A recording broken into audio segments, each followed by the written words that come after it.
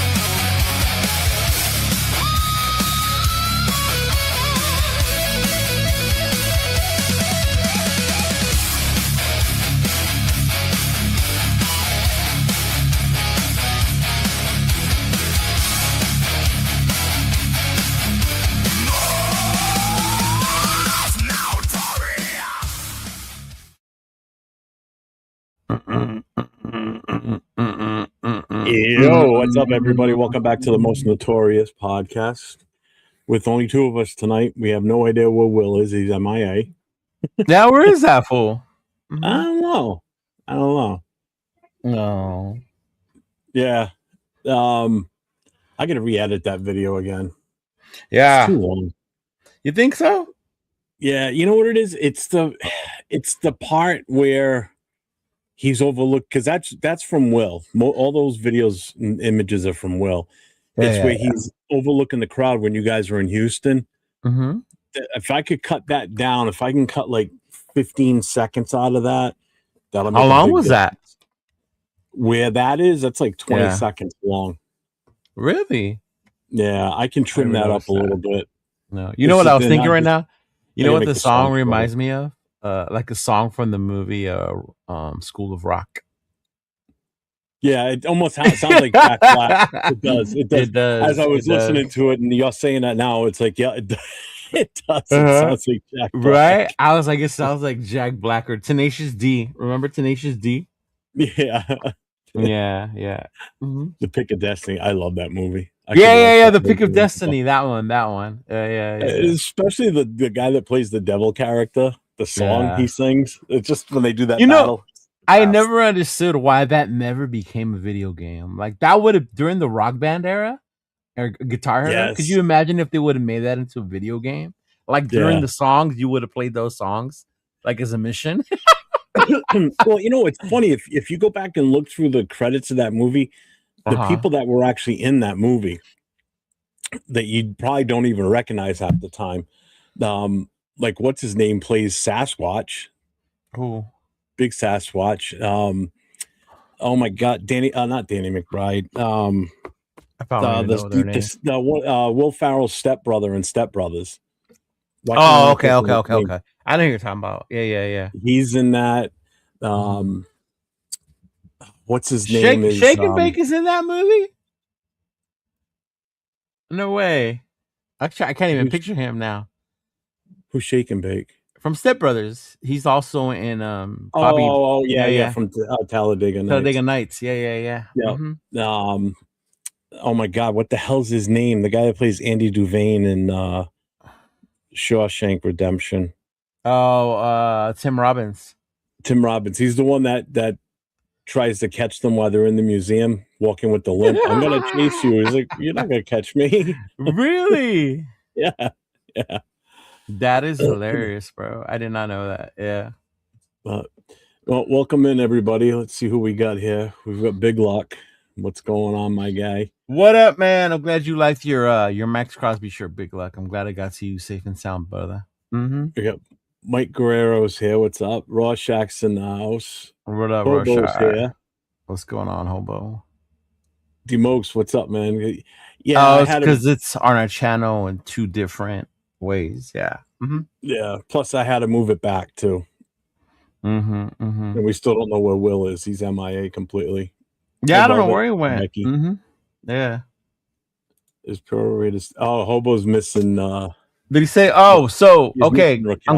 I'm glad he mentioned that. So Monday, y'all. Monday, we will be back with the new season of Boodle Raider podcast. Now that the free agency tampering period is about to begin, so we took a little time off. But Monday, we will be back on Monday. So yes, Boodle Raider podcast will be back on Monday. You just made Hobo happy. I'm sure. Oh, that's right. He's not the one that shoots his shots to Raquel, is it? Yeah, it is. That's him. Is it? Okay. Yeah. I know it's him and a couple other people, right? That try their lines and shit. Yeah. Oh, man, that would be funny. What's up, Daniel Berry? Let's see. Demokes, the guy who played the devil is David Grohl, the main singer for the Red Hot Chili Peppers. Yes. I was going to say, I know the guy from David Grohl, isn't he the one from Foo Fighters? Yeah. Yeah. Well, the guy that actually plays the bar manager is somebody different. He morphs into David Grohl did the voice, I guess you would say. Oh, okay. He was in costume, maybe. Yeah. Ja Raid is in the house. Oh, here we go. What do you say? Oh, here go the rumors. Free agency opening or traded. Okay. Maxx Crosby might be traded to the Bears. You didn't see that one, Ja. Come on, Ja. I was going to say that tonight, not that part, but I was going to come out and say that I really, really have a strong feeling that Max is gone regardless. He's not gone. He's not gone. He's gone. He's gone. I did watch The Rush after you mentioned it in our chat. Dude, how good was that? It? That was a good one. I forgot how much I love Rob Ryan. I've always liked Rob Ryan. Rex Ryan, not so much, but yeah. Rob, yeah. Robbo. I love Rex too when he was on the Jets, and then he made it like his mission to beat the fucking Patriots. I guess the one thing I could say I like about Rex is he doesn't hold any punches. Like he doesn't give a shit what he says. No. You know, and that's kind of my mentality too in life now. It's like I don't give a shit what I say and who I say it to anymore. Yeah, you know. But he's just I think he's funny, but Rob Ryan's awesome. Yeah, Rob Ryan's John Leone. I like how they even talked about his hair. Is Money Chuck? What's up, Money Chuck? What's up, Lewis? What's going on, Scream. Let's see. Big Luck. I'm too old for Raquel. Nah, you're probably not, bro. You don't realize how old Raquel is. What's up, Balon? What's going on, my brother? There's a simulator for free agency. You can be a manager and give contracts. Man, it's true. Eric Stokes, 17 to 23 million. Crazy. I ain't paying that. You know what's funny when people mention like I'm not paying that. One, it's not your money, so don't worry about it. You're not wrong. Two is like people forget. Like in life, that's the rate now. Like I wouldn't pay someone to work at McDonald's $17 an hour. Like you work at McDonald's, bro. Like no, but that's the minimum wage here in California. So when people say like, oh, 17 to 20, that's how much you pay for a corner nowadays. A veteran quarterback. I think we were talking about this the other day in my other chat. You're talking about anywhere between 25 and 35 million for a veteran quarterback. I know, right? Right. So it's like, I know you wouldn't pay that, but that's the going rate for these positions. Yeah. So you kind of like don't have a choice. Like, oh, I'm only giving him 10. Like, okay, cool. And that's why they're called simulators. Let's see if he can figure out that he can put himself in the I was stage. gonna say, let's see if he can. He's probably gonna be over here. Hey, There he figured it out. is. Hey, oh look, he's a big boy now. Look who decided to show up, y'all. Hey, my best guys. Hey, my son stopped by from college, so Up, man. Okay, you get a pass on that. that. Like we don't have family that's waiting to talk to us, right? Bro, you know, I'm not like the What's world up, Jeremy? Chidolinus. You know that you got people lining up out the door to talk to you, bro. Right. See how that works, Jeff? See how that works? Yep. So Jarrett says I would pay Reek Woolen or Kobe Bryant. Yeah. Kobe Bryant. We should have drafted Kobe Bryant. I kept saying it that year. We should have drafted Kobe Bryant. Yeah. I know, right? Big luck. I kind of want to get into this before we get too far tonight. Hey, Jeremy, what's going on, man? Thank you. You were awesome too. Thank you for tuning in, Henry Richardson. So today was the final day for tagging players, franchise transition, and all that happy horse shit. So this is what we got. So let me go back to the first slide. All right. So this is the NFL tag tracker. Hey, I'm trying to step up my game, so knock it off. So, hey, man, I do, let's see, I do this show every other week, basically Wednesday, then Thursday, Friday, Saturday. So 5 shows a week I set studios up for and do the producing for. So I'm trying to make it a little bit easier for me to do these. So no, we shouldn't have tagged no one, Kappa. No one. No Raider had absolutely any business being tagged. No, hell no. Yeah. Yeah. The only ones you'd ever think about tagging aren't even at that point yet in their career, as far as years in. So right. The only ones I would ever consider tagging would be somebody like Bowers or Genty at this point. See, and with Bowers, we wouldn't have to because you have the 5th-year option because you drafted him in the first. You have the same with Genty. Genty the same. The only thing would be is after that 5th year, you got to pay them. But yeah. So basically, all right. So there was only 4 players that were tagged today. Did Colton get tagged once in his career? Colton Miller? Yeah. I don't know. I want to think Colton got tagged once. Yeah. Yep, Did he? got tagged. But then they ended up working out a deal. I do want to explain a little something once we get to it because I do want to talk about even Jamal Adams' jaw. That's dumb. I do want to bring it up because some people are saying, about Lindenbaum not being franchise tagged. So I will cover that in a second because I got I got more information on that because it totally makes sense. So we'll get to that. But these are the guys that were definitely tagged today. So Daniel Jones, Breece Hall, George Pickens, and Kyle Pitts from the Falcons. So these are the 4 that were tagged. All right. So Daniel Jones, he's got a transition tag. His salary will be $37.8 million. He can see. That's what I mean about outgoing rates. That's what I mean about going rates. Oh yeah. You see what I'm saying? That's almost $40 million. Like, oh, no, you're not gonna. You'll get Kirk Cousins cheap. No, you're not going to get him cheap. The only way you may get him cheap is because he's still going to be paid from Atlanta if they cut him. $40 million almost for a quarterback coming off of injury. Yeah. Let that sink in your head. Yeah. So he can negotiate with other teams. Colts can match the offer, and there's no draft compensation if he leaves. Okay. No, because they tagged it. Breece Hall franchise tag. Jets keep their running back. No questions asked. He's on their roster, and this has a big effect on the running back market. Because with him being tagged here, it's going to spike that market again, cost-wise. But we don't have to worry about that. But they're already working on a long-term contract, too, with him. So, well, that's the same thing that happens with Pitts, too. Same thing with these guys. So, right, so Pickens has a non-exclusive franchise tag. So they've got him now, all right? Other teams can negotiate, but they have him. But they would get 2 first-round picks would be the compensation.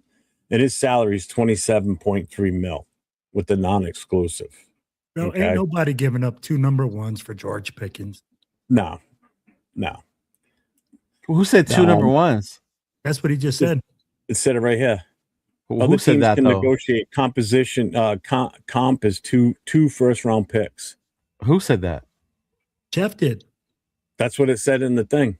What thing? Who's the thing? When I was from ESPN when I was working through all this. No, they're crazy. Yeah. Now with the Falcons and Kyle Pitts, they franchise tagged him $16 million. They keep their top weapon, and they can still work it so he doesn't get that tag if they write him up for a contract extension, basically. Well, if you get the extension or you negotiate, you don't get the tag. The tag is you play that year on the franchise tag. Yeah, but they could still come to an agreement prior to, and then he's not playing under that tag. And salary. also, it doesn't mean you're locked in. Players don't have to play under the franchise tag. No, they don't. They could sit out. Yeah, because a lot of them don't like to play with 1 year deals. It's happened before. Yeah, it's definitely happened before. That's for sure. That's why if ESPN put on there, they lock their receiver or lock their running back. Like, nah, that don't mean that. Yeah. And in the article, basically what it explains is what this means for free agency, because there were so few tagged this year. Because some years we've had 10 or 12 guys tagged.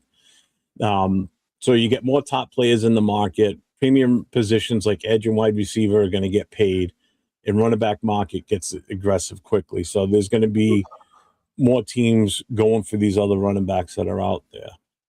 Right? You totally use ChatGPT for this. Why? I know how to make PowerPoint slides. No, I know, but you did. I could tell. Oh my God. So why you diamond him out? Why you diamond him out? Know, right? Come on, bro. It says it right there. Use this as your chat point. Look at the bottom. Drop your take plus your team in the chat. Those are prompts that ChatGPT leaves you in there for the next segment. Oh my gosh. Fucking Cheeto. So which one of these do you think was the best decision based on these 4 players? None of them. Maybe Breece Hall. Breece Hall was the best decision. No, Kyle Pitts, I'll say, because you don't know about tight ends. Because some tight ends, because they're not traditional tight ends, they're more like receivers, will tend to ask closer to the wide receiver money. You think about a 13 mil for a tight end, that's not bad. No. Especially a wide receiving tight end, because Kyle Pitts ain't your traditional tight end, right? Breece Hall, it helps the running backs. Yeah. Mm-hmm. It was Breece, Le'Veon Bell. I remember that too. Pickens is kind of Jerry Jones's fuck you to George Pickens. You know, like, we're gonna franchise you. You're not a free agent. You can't go out there and think you're gonna go wherever the fuck you want. But if you do want to go somewhere else, get the compensation. And if you do want to go somewhere else, you guys better negotiate that shit, and they're gonna send us something. I wish somebody would send me a fuck you with $30 million. So that's Georgia. Right. That's Jerry Jones's fuck you to George Pickens. Yeah. Mm-hmm. Jerry Jones, you can send me one of those too, especially with the $30 million check, which is crazy to me, Cheeto. But I'd be like, so let me ask you this: you can't say that with us because it doesn't apply. We're not athletes. We don't put our body on the line the way they do. It's very easy for us to say, "I'll do it for $1 million." Yeah, we're not out there the ones doing it all the time. Look at what happens 100%. To a motherfucker that goes over the middle, gets his shit rattled, and now the whole world calls you CTE. Mm-hmm. How much money are you willing to take for someone to hit you across the middle just so you could walk around with CTE the rest of your life? Well, I'll put it like this, bro. Everybody wants to get paid what they're worth. And exactly. You worth for your company. If my company makes billions of dollars. Yeah, but your company, you're talking about companies different. The NFL is a different animal. Not anybody can do that.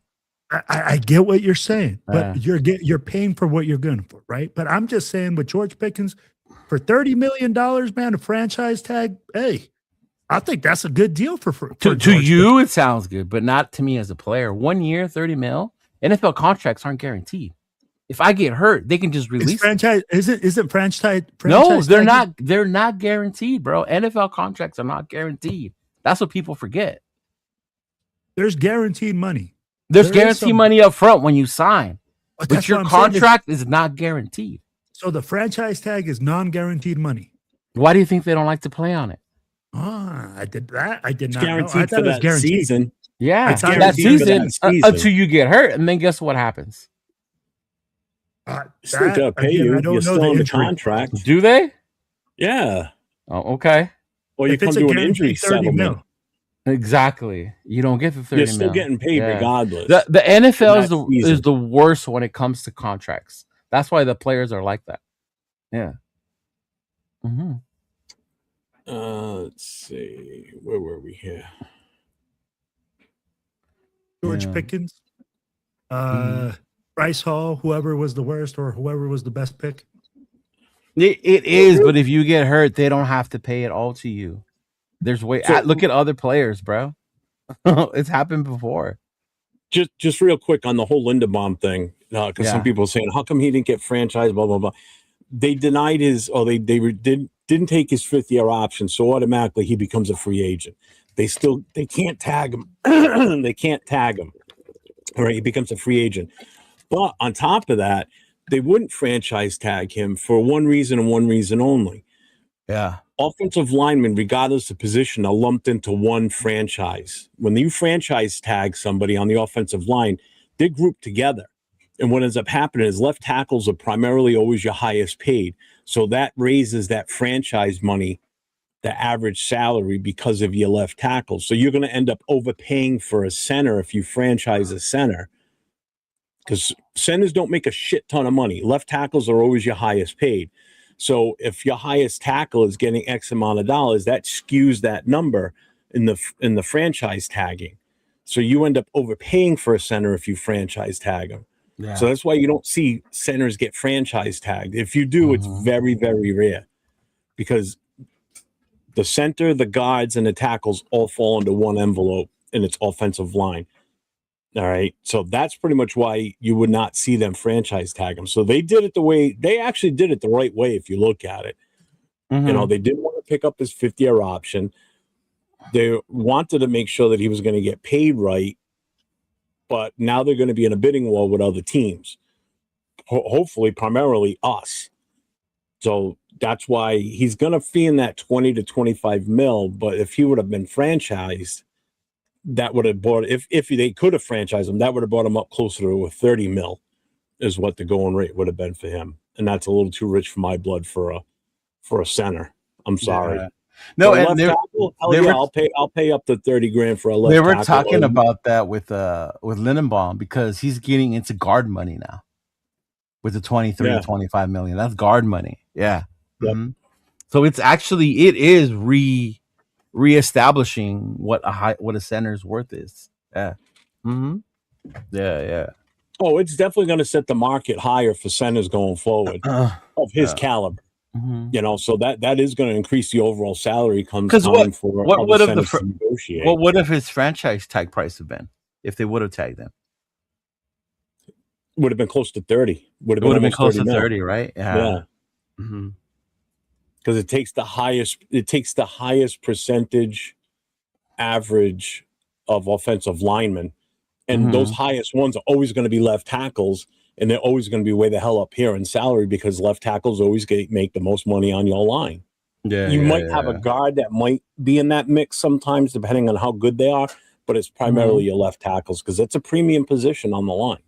Yeah, it is. Teams will pay big money for a left tackle that's a shutdown left tackle. It's crazy that the centers are starting to get their money up there now too. Yeah, because before the center wasn't as highly paid. Yeah, like you're right. They were lumped in with the guards. Yep. What's up, Jay? What's up, AO? Just getting through the rest of this chat.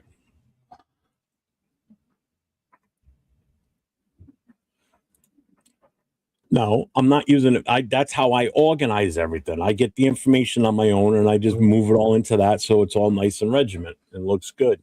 Yeah, it looks nice. I ain't got time for all that other crap. To do all the research and everything, I just put it in that to just finalize it and do it that way. And who cares if you did? We live in the era of ChatGPT. Exactly. Get used to it. Half the shit we're doing over in the Middle East right now is all AI anyway. So what the hell's the difference? Shit. Nope, we got a $2 super chat here from Raider Won't for $2. My old arch enemy, Razor. I guess I'm Razor Will now. Raider Will and Raider Won't. Yeah. Thanks for the super chat. Appreciate you, brother. Let's see. I think at best Cowboys should get the Patriots first for Pickens, and that's really pushing it. I wouldn't do it. Cowboys ain't gonna get shit for him. What's up, Cool Kev? No, if somebody wants him enough, they will. But they have to be able to control his off-field stuff or deal with it. You know what I mean?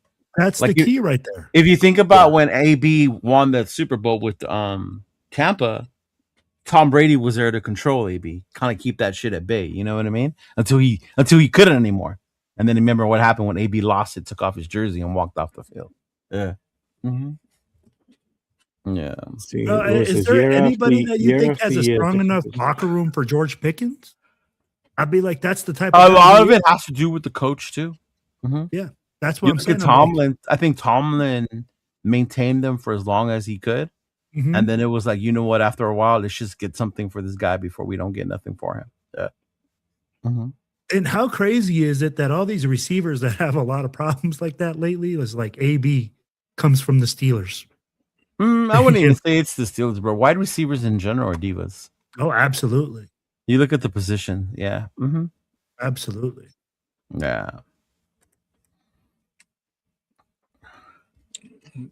AB parade off field, Pickens tag.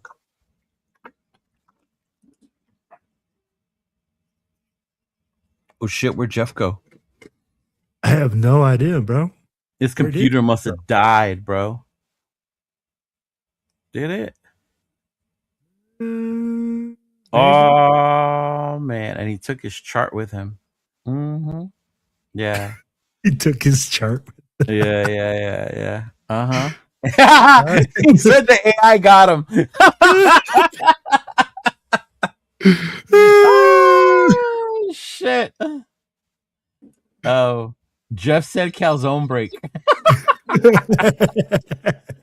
No, I went to shut down my fucking file drive and I shut the fucking entire Internet Explorer down. It killed everything. Can you still hear me? Yeah. Yeah, I can hear you. Okay. Clemson players are divas. Yeah, man. Now more than ever, fucking the character is gonna have to come a lot to when you bring these players, especially from college, because you look at what NIL has done to some of these players that are already coming in with money. Yeah, you really have to come into the NFL looking who you're gonna want to get that likes to play football, that they enjoy the game, right? Yeah, absolutely. And you know what, Chido? Like Spytek said it though, man. I think that with these young cats getting that money early, you're really able to see that.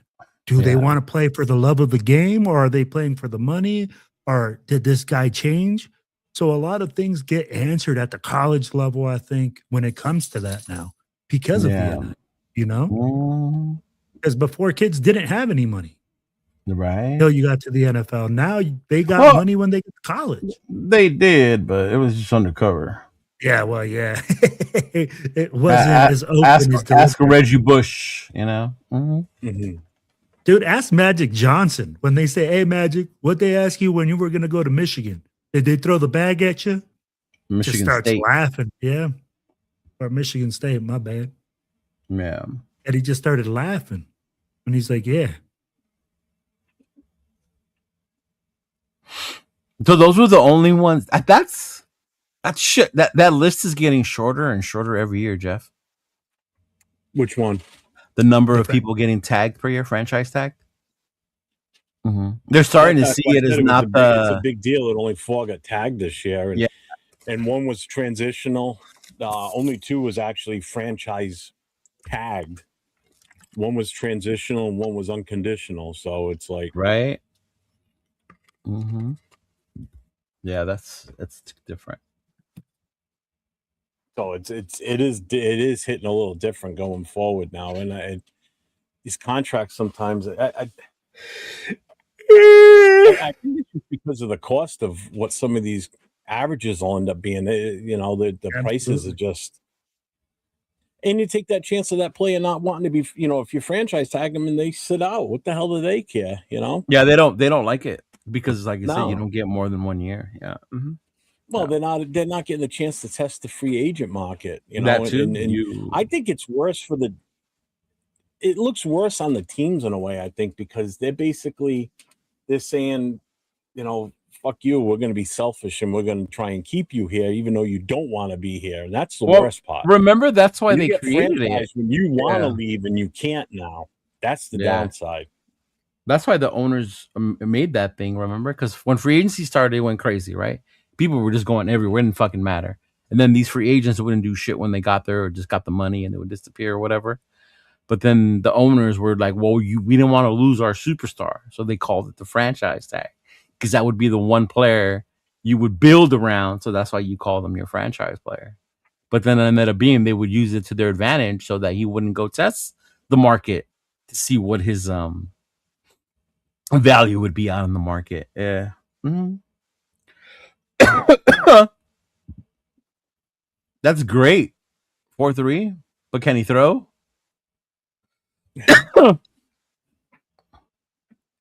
That's not what you evaluate a quarterback on. So no. Pavia. Did you guys see what Pavia said at the combine? About what? They asked him about his maturity, right? And he said I don't know if it was one of his coaches or one of his professors told him that your frontal lobe or whatever, it doesn't fully develop until you're 25. So the reason he's immature is because he has a whole year now before he will be fully developed, and that's when he's going to be mature. That was his fucking comment when they were asking him about his immaturity on the combine, bro. Hey, whoever is his agent needs to be fired, bro. I would literally be like, hey, you don't answer questions. You don't even look at anything because this guy, every single thing he does, bro, is making his stock drop. I think his birthday was like a few days before that.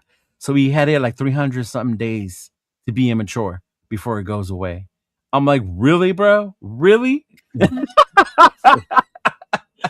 Shout out to the franchise tag with a $2 super chat. I am Satan's ally in the NFL.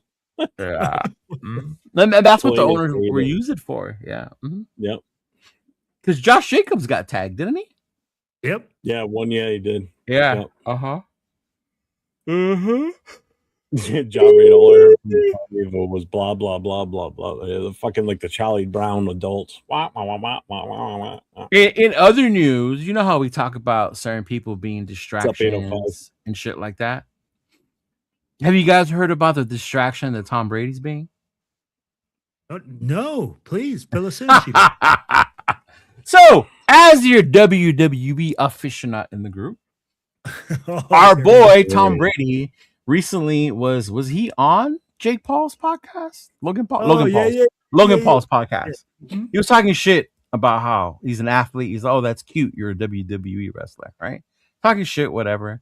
My thing is like they're probably gonna bring Brady into WrestleMania, which is why they're doing this with Logan Paul. Today there was a video I saw him fucking working out Gronk with Brady for this like football thing they're doing in Dubai, right? And he started talking about Logan, and Brady just comes out of nowhere. Logan Paul's a bitch. Now, mind you, I'm not saying he shouldn't do that. Brady can do whatever the fuck he wants, right? But what did we talk about him being serious as an owner? That's not being serious as an owner. Right? I always said, Jeff, and you could witness to this, he's here and he's promoting his own shit while he's here. Well, yeah, because fucking you're talking about WrestleMania, right? Yes. It's in Vegas every year now. So of course that's guess what? It's another thing for Tom Brady to get his claws into to get his brand pushed even more. I mean, why not go on one of the most major sports entertainment things in the world, basically. They're worldwide more than the NFL is, I can tell you. And they always have a celebrity each WrestleMania. There's always like a celebrity one. Than to get the top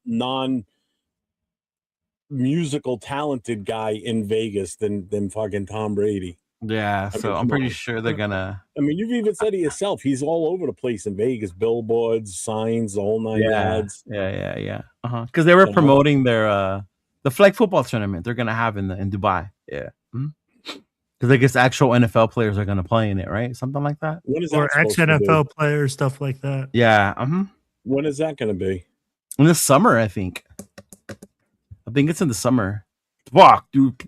I hope that shit's indoors. That's just indoors, right? Yeah. Bro, okay. Like, I was in a basketball league in Dubai, and we started our games at 5 a.m.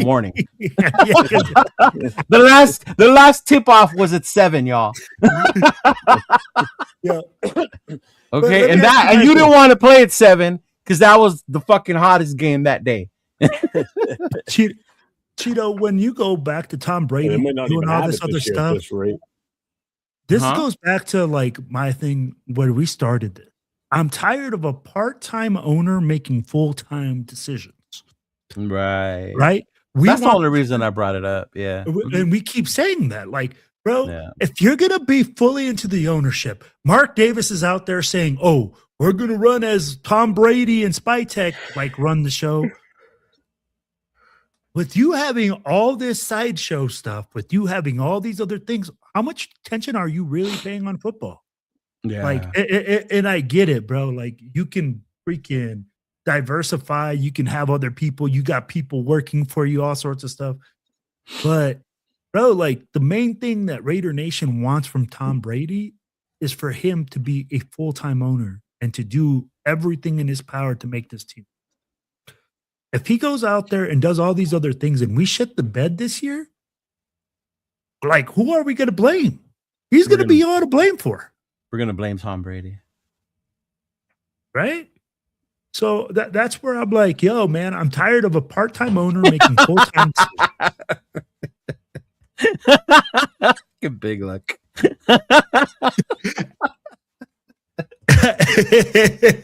Hey, I'm here late, bro. I'm on Mexican time. Whoa. Cheeto, you're always late. No, I'm not. Yes, not today. He says not today, bro. You're lucky I'm still. Actually, Jeff woke me up. That medicine knocked me out, like I said it was going to. Damn. It's the good stuff? Mm-hmm. Yeah. Mm-hmm. Yeah. So, just real quick, we did watch the combine this week, and Will jumped on with me and the guys on Sunday. Yeah, I know his name, Jaw. The Sheik. Well, what was your... I know we only watched the offensive lineman together, you and I, but I was on Saturday with Jake from Just Raiders Baby, and Jason was on with us too, I believe. I forget who else popped in too. But what was your biggest takeaway from Sunday, other than the fact that you could tell how upset I was? Why were you upset? He'll explain. Bro,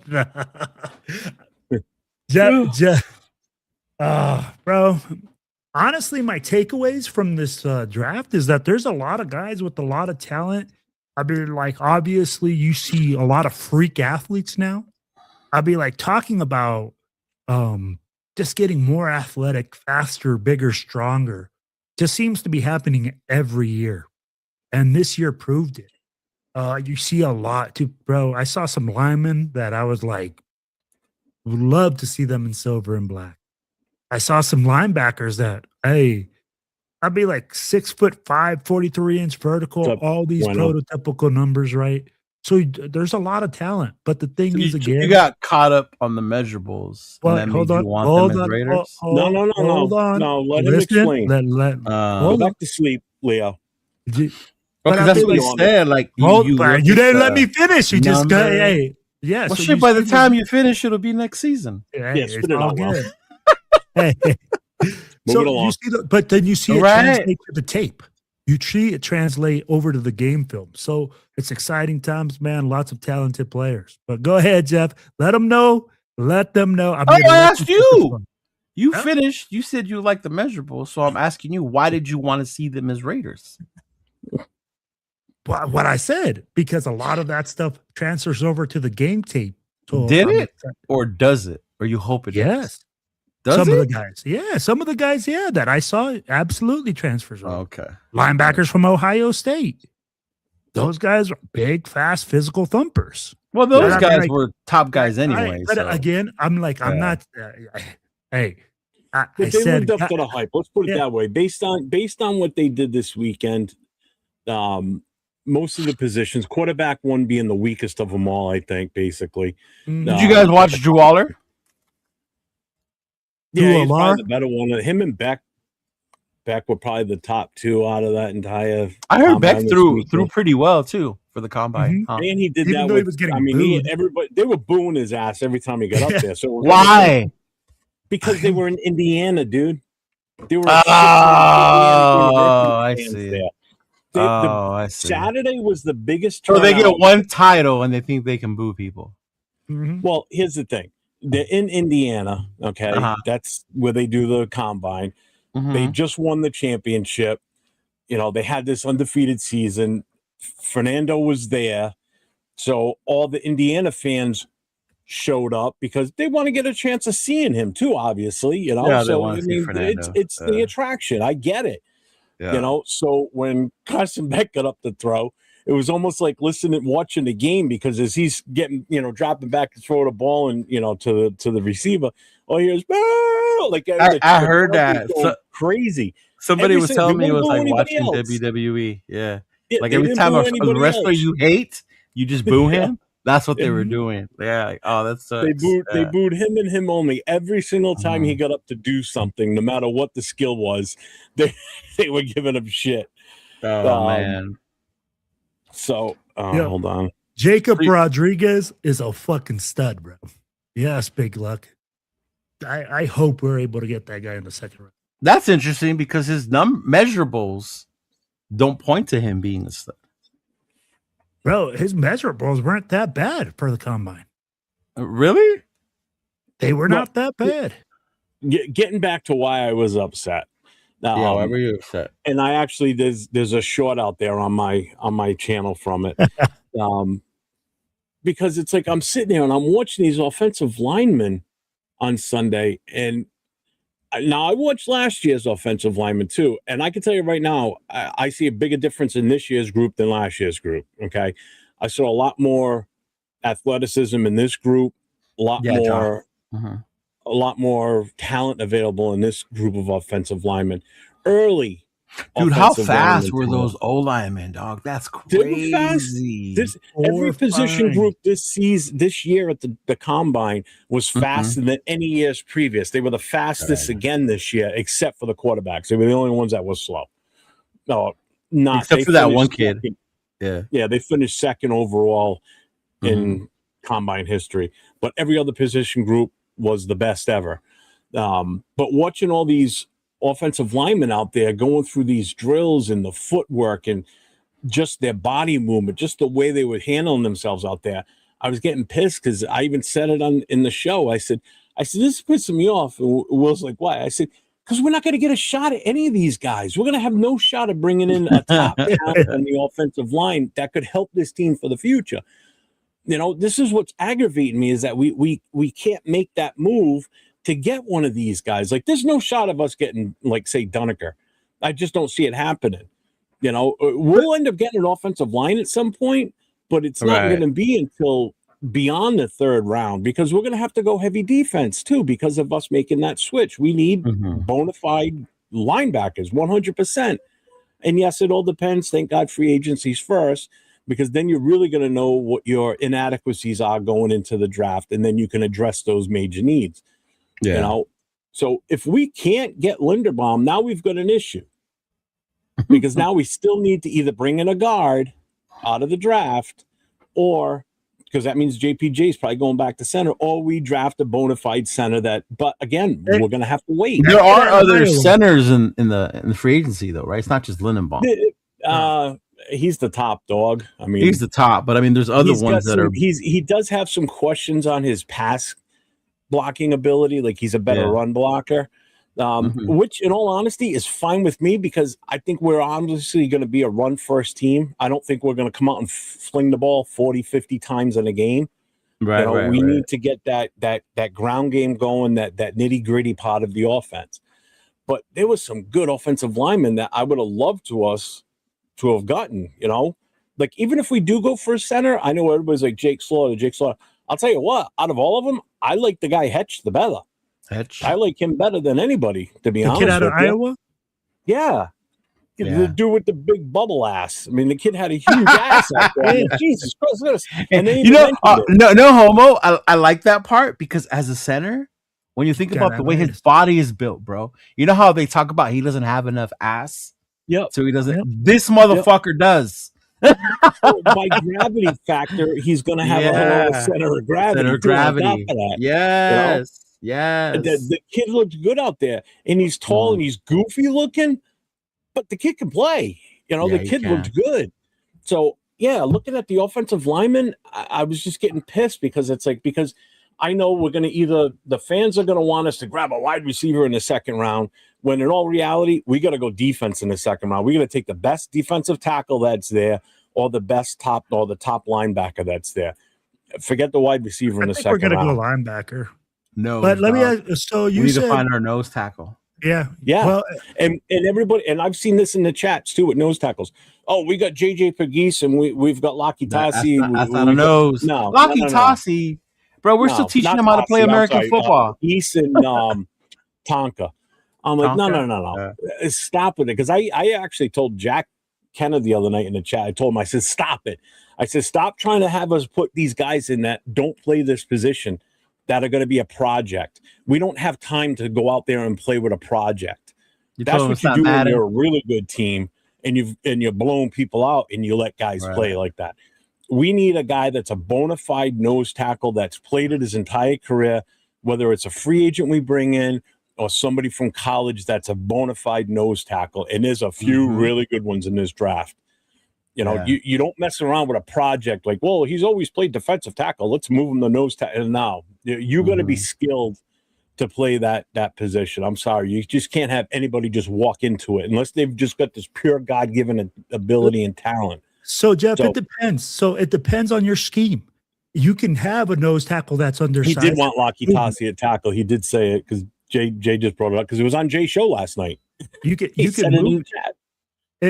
do it with a movement guy, a guy that's movement, but then you got a Vince Wilfork type that's a two gap plugger.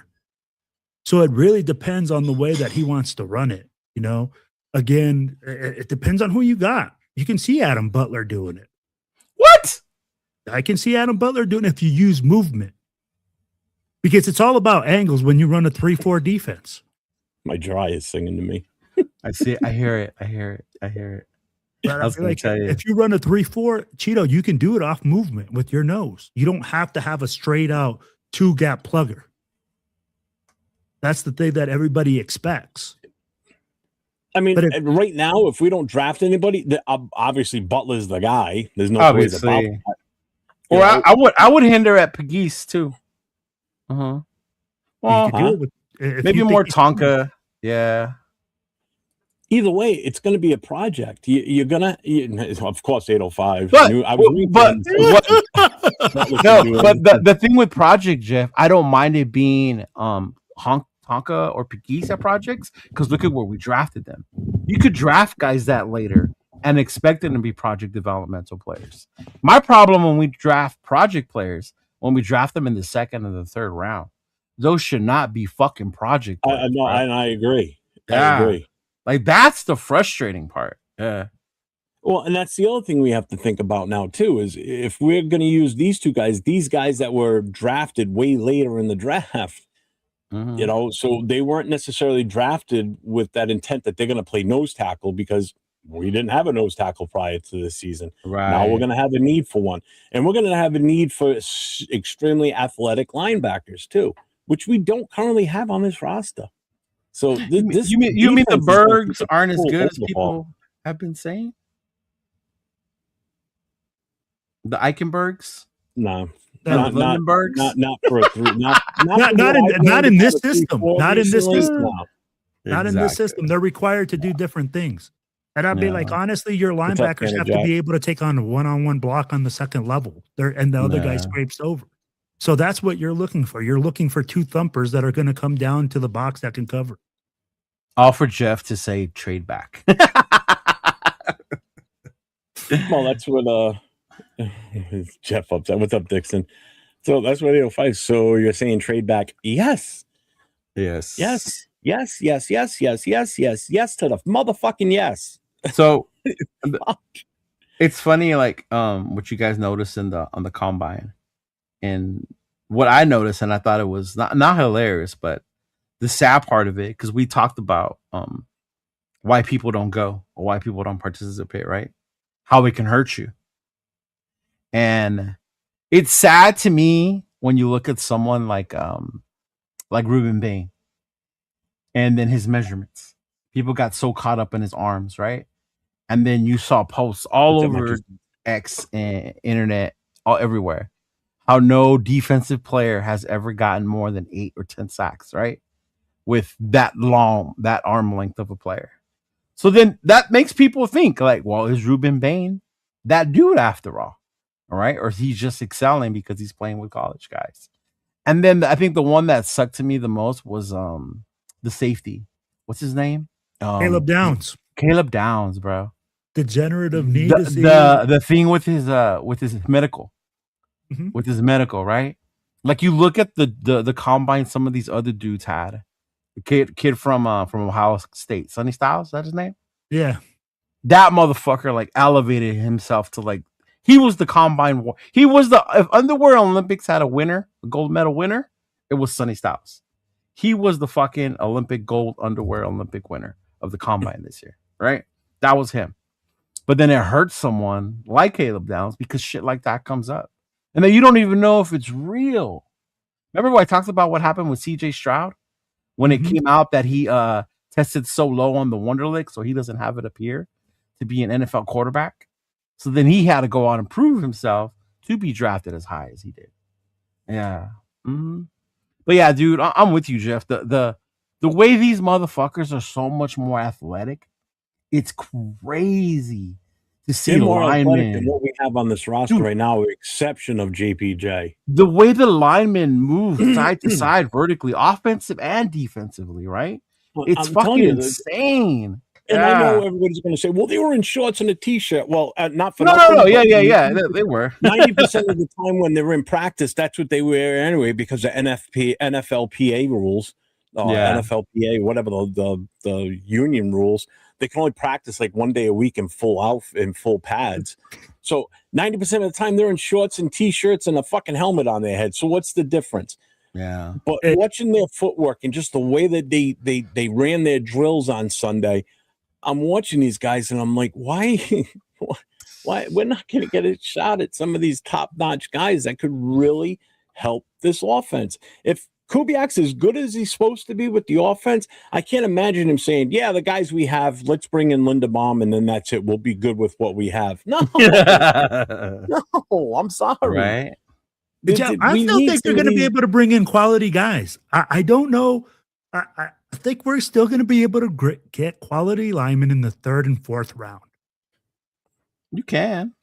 I'd be like, I think we're sitting here so saying like we're not. Do you guys think we get so caught up that it has to be a 1st or a 2nd round pick? Yes, I forget that not all 1st and 2nd round picks are. Yes, Cheeto. That's not what I'm getting at. That's not what I'm getting at. I'm talking about not having enough picks to fill the spots we need. And everybody's like, oh, I got 10 picks. Yeah, we got 10 picks, but we've got so many other needs. Like, look at now we're going to a 3-4 on the defense. We need to address so much on the defensive side that some of the offense players that we're going to want out of this draft are going to have to fall by the wayside possibly, unless they fall into our lap at some point and they're too good to pass up, which I highly doubt. But 10 picks is a lot. 10 picks is a lot, though. And it's a lot. It's a lot, but hear me out. So no, hear me out. Hang on. Go ahead. So yes, we only have 10 picks. Okay. Okay. We have 10 picks. Okay. We've got 21 free agents that we have to address. That's 21 active roster spots that we had last year. Right. That we have to make amends with. We either got to keep them or we're not going to bring them back. All right. So that's 21 spots right there you need to fill, whether it's in free agency draft or undrafted free agents after the draft. Right. Which, the chances of any of those undrafted free agents making the roster and having an impact towards that missing 21 is like what? A 1% slim. chance? Yeah, it's slim. Okay. Yeah. They're there for cannon fodder to just get beat up on and practice by the good guys. People end up falling in love with those good. It wasn't Cedric Jackson an undrafted? But that's an anomaly. Well, he only looked so good because we were just so bad at wide receiver. So anything we put out there, we had. So okay, So it's just having all these needs and not being able to get quality players, and that's what I'm talking about. It's about getting quality players that can have an impact. But I think the system is set up you're not able, like 10 picks is a lot, but free agency comes first for a reason. Mm-hmm. Right? You can't go into the draft expecting that's how you're going to fill those roles. Right? We talked about this. I think this is one of the things me and you, Jeff, agree on. You build your core in the draft. You build your foundation, right? And then you add free agents through that. You take what we had last year and the year before, whatever. You try to add through that. But you get caught up and I think that's what we do every draft, which is why I hate doing mock drafts. Because you want to get all these guys and you don't have enough pick, or you're not even at the position to get these guys. So that's why I always say, that's why I tell people we're not, when they say we can make it to the Super Bowl or the playoffs next year. This is why it doesn't make sense to me in my head. Because to your reason, all those holes, it's a lot to fill in 1 year with quality players. Will the players be better next year? I would hope so, because they weren't that good last year. But I think that's why it starts with free agency. It has to start with free agency. And we have to see more, I guess, than we saw last year in order for us to go into the draft with a higher, better expectation of what that's going to look like, Because 10 picks is a lot. And I get it. Use 21 open spots. Our roster only has 24 people right now, right? That are actually signed to the team. Well, if there's 21 open spots, there's a 53-man roster. So that would make it like 27 or something that assigned to the team. Yeah. Thank you. But I'm with you there, Cheeto, where we're going to address a lot of those issues in free agency by bringing in players. You have to. You have to, right? Yeah. But we still have this mystique. I can't answer who because that's on Spytech. Spytech is the one that's saying, "Hey." And you're right, but again, we still have to hope players want to come here. Like, let's say they say Matt McGovern is a good enough center, and that goes back to the quality, though, because you're talking about quality or players that are going to fit the culture of this team. Because what is the quality player, right? Because when you say we hope, that's why I brought up Lindenbaum. If Lindenbaum doesn't come here, is it over for us at center? No. Or are there other centers in free agency Matt that we can grab? You've got one in Buffalo, Connor McGovern. Yep. There you go. My next choice. And isn't all of Cleveland's O-line like all 5 of them free agents? Yeah. There's a lot of free agents, man. Actually, didn't they just trade one away? And I think they traded one away. Yeah. Right? So I think that's what I'm saying. Like we have to get so away from the names of who and realize that when they bring these guys, the kind of guys they're looking for is key. 100% right. Because a lot of people will say Pickens, they'll say Pierce, whatever, right? And if we bring in Pickens, then everything Spytech said to me this offseason is bullshit. It's bullshit.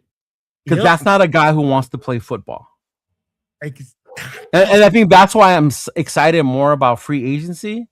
Because now Spytech can't say I was locked up because that old guy was here. That was the excuse last year, right? Peter Carroll was here.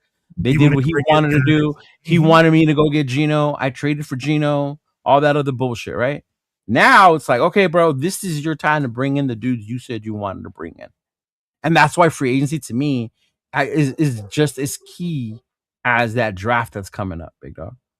Damn, Cheeto? Fucking Cheeto! So even with the linebackers, like I see names of the linebackers, and I'm like, oh, that dude. But then some of the guys that are not so named ones, those are good quality role players to have on your team that you kind of want to have as a nucleus and a core, right? And those are the ones I think we look past because we want the star. And I felt, when I fell for it, dog, with Wilkins.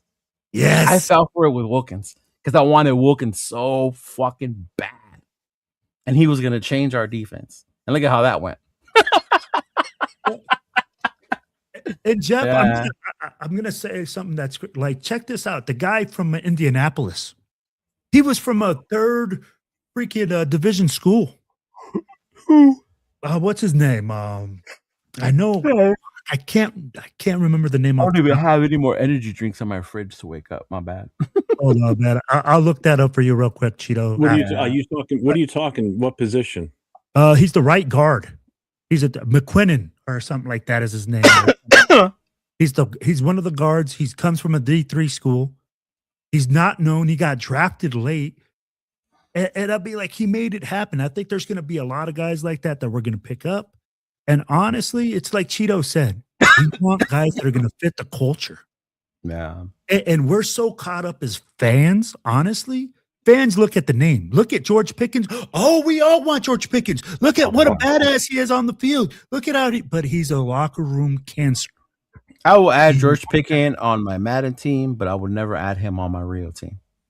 I have him on my fantasy team. Hell yeah. But I don't want him anywhere near the Raiders. Right?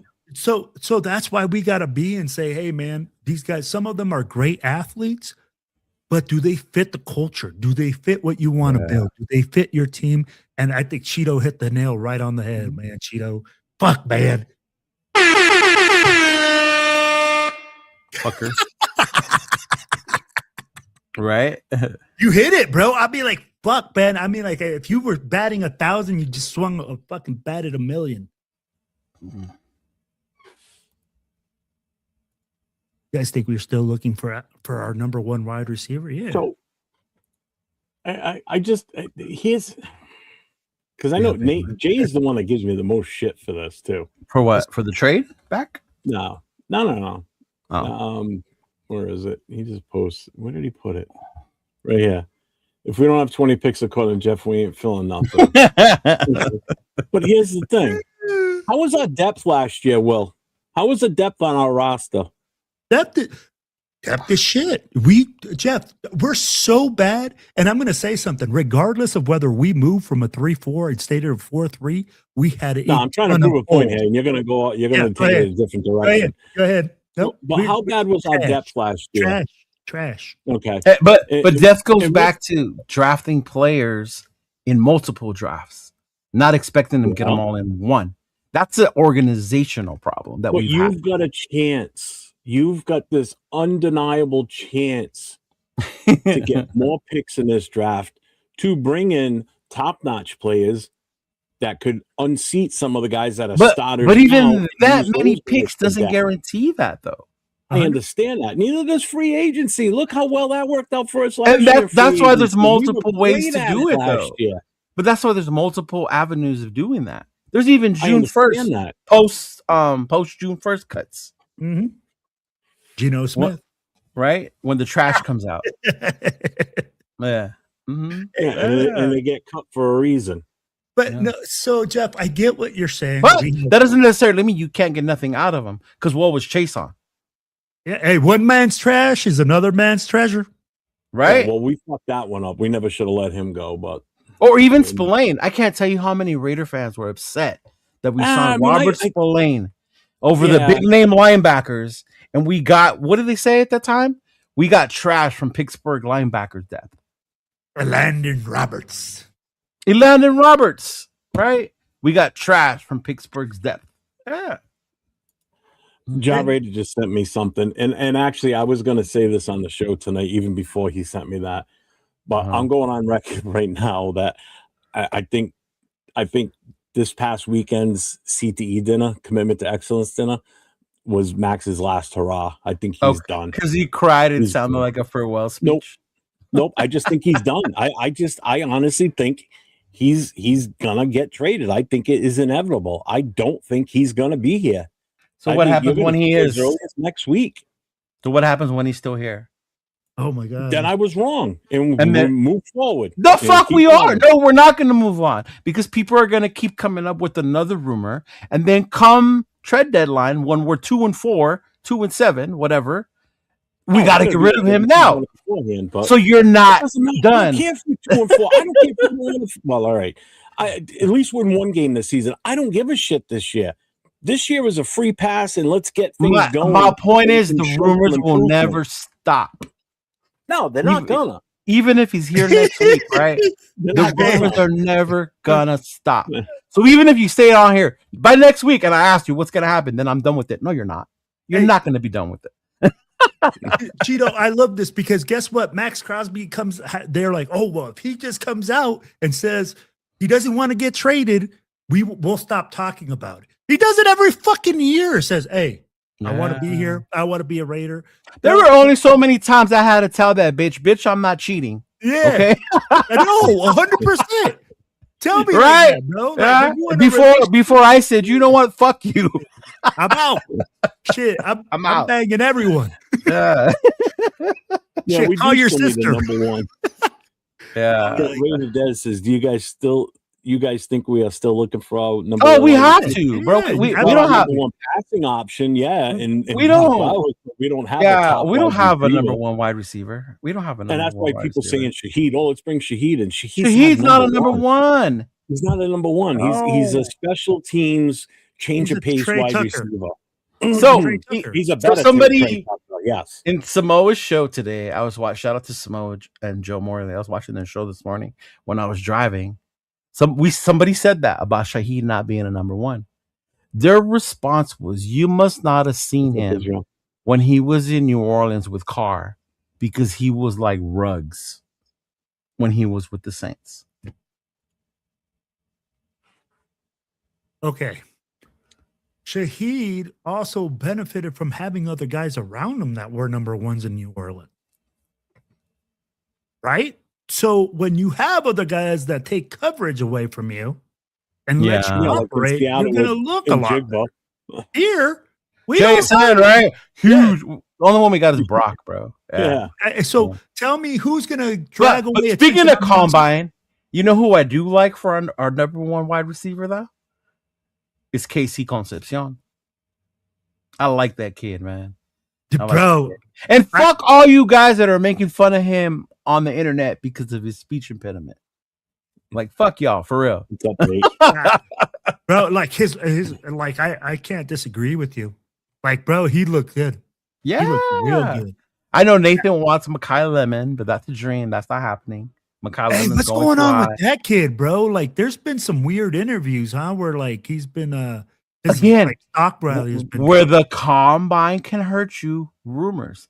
The rumor is his interviews went bad because he's too cocky or whatever, right? Yeah, he's kind of weird. Is he though?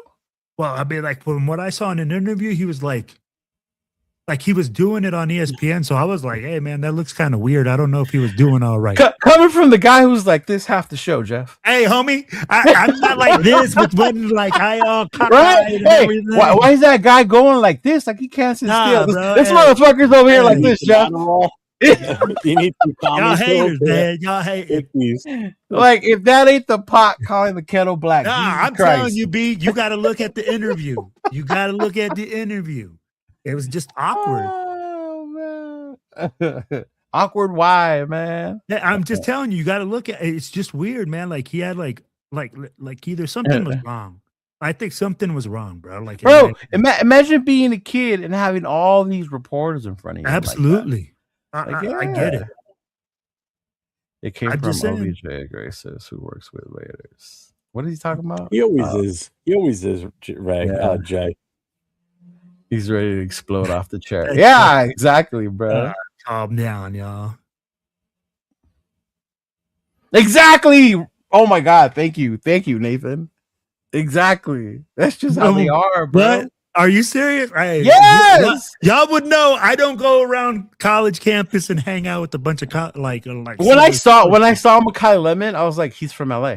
He's been in LA. He's in South Central. That's how motherfuckers talk. Like, yeah. Yeah. Because remember, people forget where USC is. It's not UCLA. It is not in West. It is not in Westwood. Yeah. Yeah. I want to show that video that you shared with us today so bad. Which one? The JUCO guy. Oh! I'm gonna. You are? Yeah. Yeah. Oh, This is just too good to pass up. go ahead. So,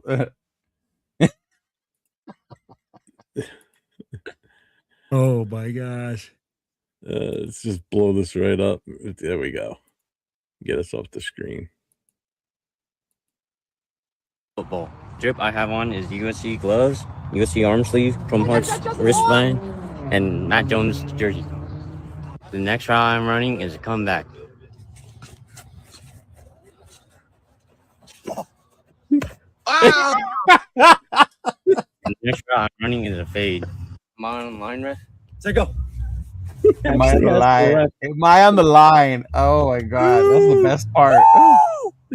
It's my Christian Gonzalez work. Hey, sign this guy tomorrow, bro. We need to sign this. Thank you fans for watching my path to JUCO. USC, I'm next.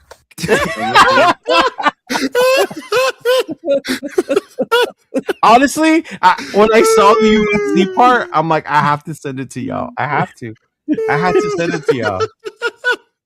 When he did the USC thing, I was like, I have to send it to them. I have to send this to them.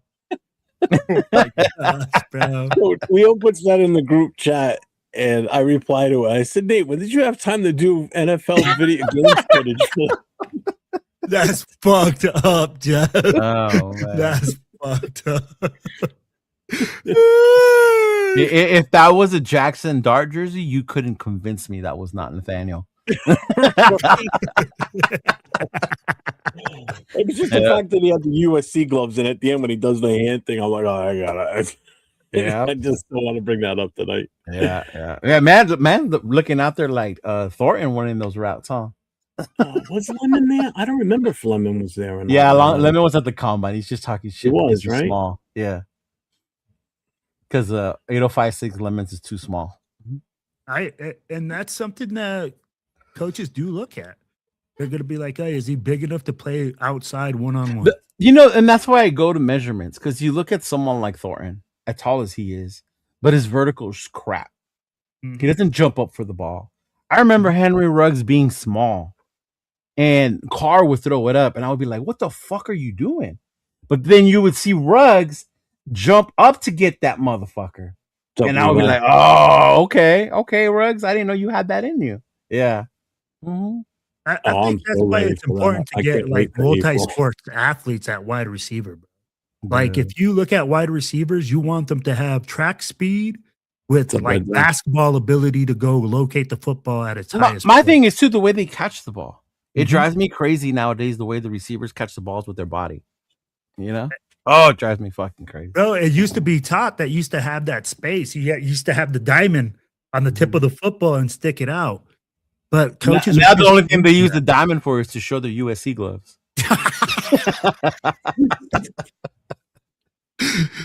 Oh man, what were his combine measurements, by the way? Hey, Nate, show us that blazing 4.40, Nate. I need a video with your blazing 4.40 time. And since when are we criticizing people running 4.4 or 4.5s like that's like turtle speed?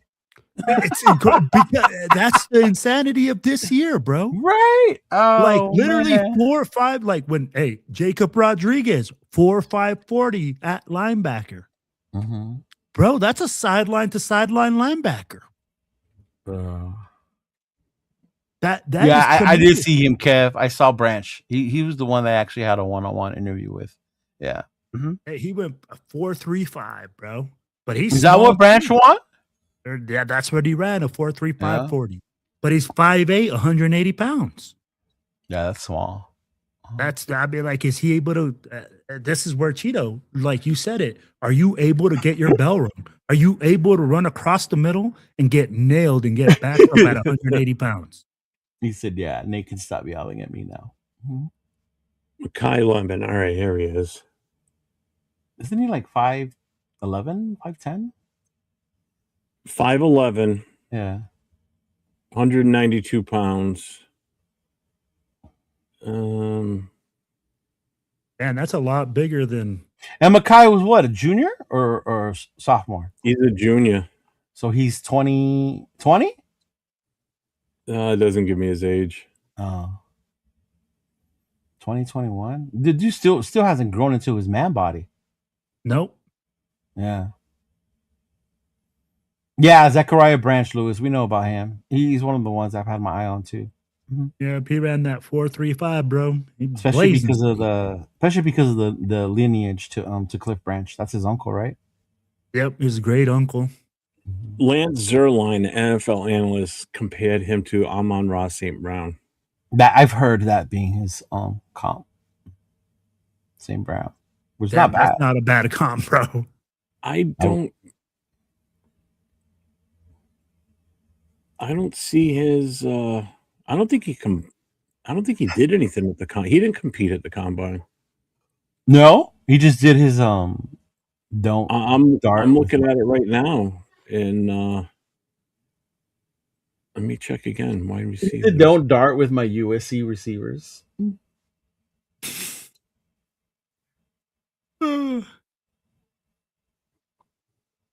I don't see him in the 40 list. Nah, then he must have just showed up for the interview process. And the interview process. Yeah, he's not in the vertical. Yeah, then he didn't do it. But isn't he like considered a top pick? Yeah, he's first rounder. Mm-hmm. Yeah, if he's a top pick and he thinks he has to have anything to lose, he's not going to go to the combine and run. No. Oh, look, it's funny how LV joins my bandwagon when I said don't get caught up on college awards when it comes to Mendoza. But look at what he said about Mackay Lemon. He's a bullet in the cough winner. For wide receivers, he's graded number 2 overall wide receiver. Carnell Tate's ahead of him. Yeah, Tate's number 1. Mm-hmm. Yeah, he's got a 6.75 grade. Lemon, but it's not by much, right? He's like right behind him, isn't he? Yeah, it's 6.75 for Tate and 6.70 for Lemon. Okay. So they're close. They're close. That's what I was after Lemon, it drops down to Tyson from Arizona State at a 6.4.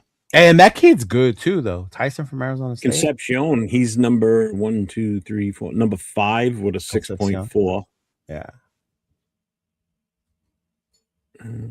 Mackay didn't participate. Your boy from Notre Dame, Malachi Fields, is a 6.35. See, and that's crazy, Malachi, because Malachi didn't get that much burn because Notre Dame is a primarily run school. Dude, those 2 running backs out of Notre Dame. Hey, the number 6 guy has a 6.36. Guess what school? What school? Indiana? Tennessee. Joe Carroll? Oh. Tennessee, they're best. They're the best. Oh, fuck Tennessee wide receivers. So done with Tennessee wide receivers.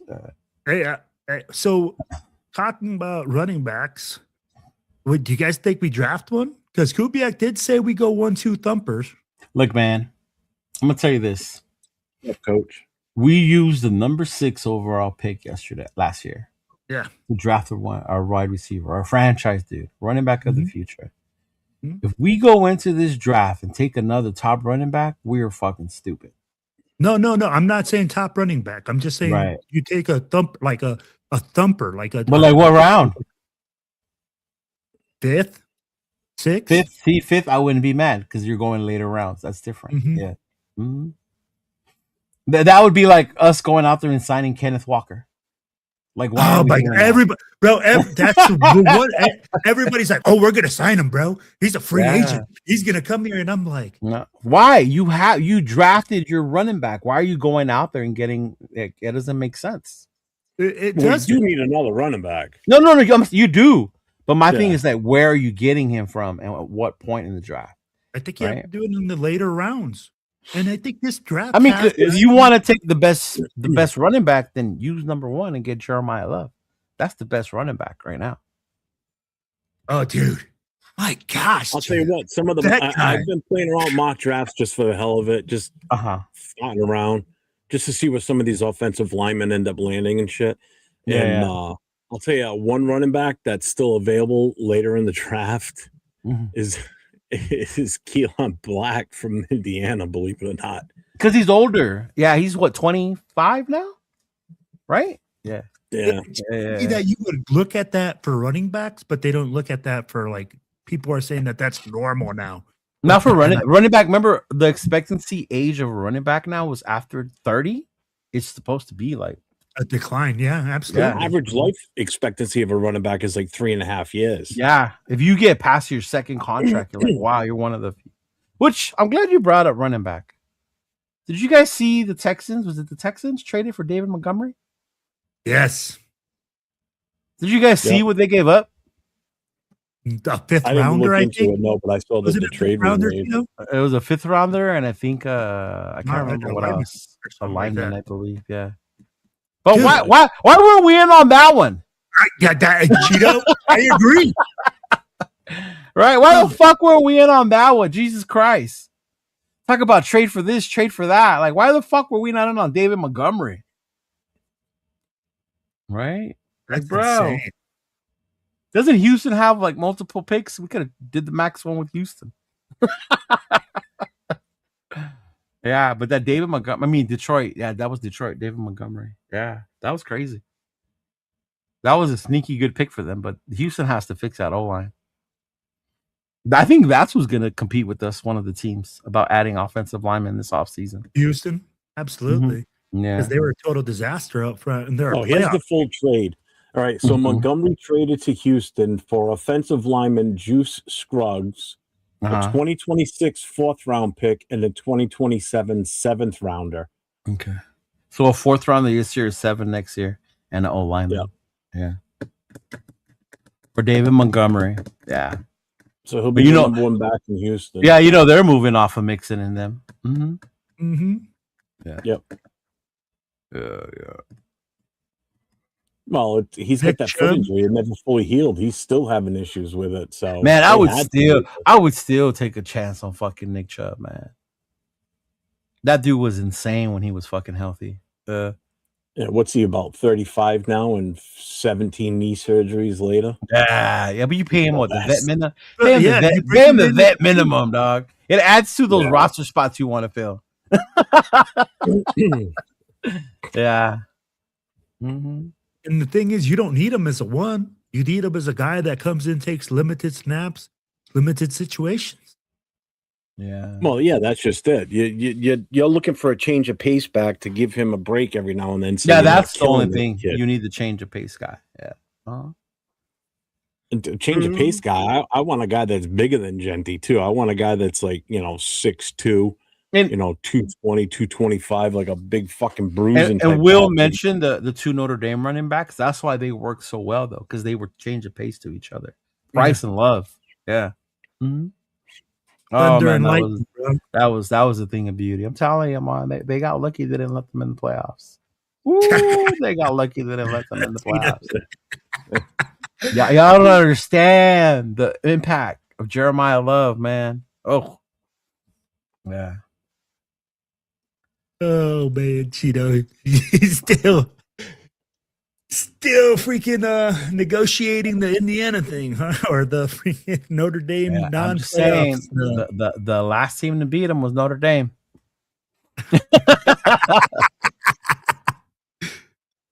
Oh, there, cool. Kevin's saying a Tyrone Wheatley type black. Absolutely. I mean, we need a bruiser, man. I mean, like, isn't the whole thing with Genty though? Isn't that his style? Yeah, and that's isn't he the bowling ball? So, like, why are we looking for another bowling ball? People think because well, here's the thing: it's because people think he's not physically big. Because what up, Eric? He's not a 6'2", 6'3" guy that's 220 pounds. Yeah, he definitely don't have the size. Yeah, I'll give him that. He doesn't have the size. That's why people don't look at him as a bruiser. Who was big? McFadden was big, right, Jeff? McFadden. The L Train. Latavius Murray was big. Mm-hmm. Mm-hmm. That was a big back. Yeah. Nobody, I'll tell you, still to this day. God, what the hell was his name from the Giants? Brandon Jacobs. Oh my God, he was huge, fucking huge. He was as big as an offensive lineman. The dude they had when I they saw won him the in Super person at a Bowl. Raiders Giants You're game, and talking him Ron standing next James, to Ahmad Barbara Bradshaw No. was like, oh my god. Do you Wasn't it remember? Ron Dane? Do you remember Barber? Otis Anderson and Dave Meggett? Oh, Mhm. you're That's Thunder and 87. Lightning. Yeah, that's the 1987. Oh my God, Anderson and Meggett. Jesus Yeah. Christ. Yeah. Yep. Mm-hmm. Didn't Dave Meggett have like 300 kids or something like that? Like 20 kids or something like that? That's This why, motherfucker like, said 300 kids. No, that's Tyreek Hill. Wrong guy. All right. And what is it with the exception, man, of people wanting what you call it? Tyreek to come to the Raiders. Oh, no, thank you. We'd No, have to build bro. a new daycare facility. We don't have enough space for all those kids. Oh shit, Ken. Oh man. oh shit, man. This Like look, they're like Raider fans are legit pounding the table that he has to come here. why? I'm like, why? You know why? I'll tell you why. I'll tell you 'Cause he's- exactly why. Because they don't Why? want him to go back to Kansas City. Oh That's my lord. probably the whole reason right there. That's like getting back with your ex so another dude don't fuck her, but even though you don't really want her around. Yeah. Like, come on, man. Hey, What are we welcome to doing? Raider Nation, Leo. That's the logic, right? Jesus. Yeah. But it would be kind of dangerous though to see him back with Eric Bieniemy because Eric Bieniemy Well, is the OC over there again. And then you throw in the fact that they're probably going to get Jordan Love. I hope they don't give Jeremiah Love. Ooh, Oh, Jeremiah Love. I hope Jeremiah did so well that there's no way he falls that low to him anymore. You know? Yeah. Pew pew. What is that? I am the great Cornholio. I'm a gringo. Oh I have my no bungo. word! Bungo-holio. You did not add Beavis and Butthead.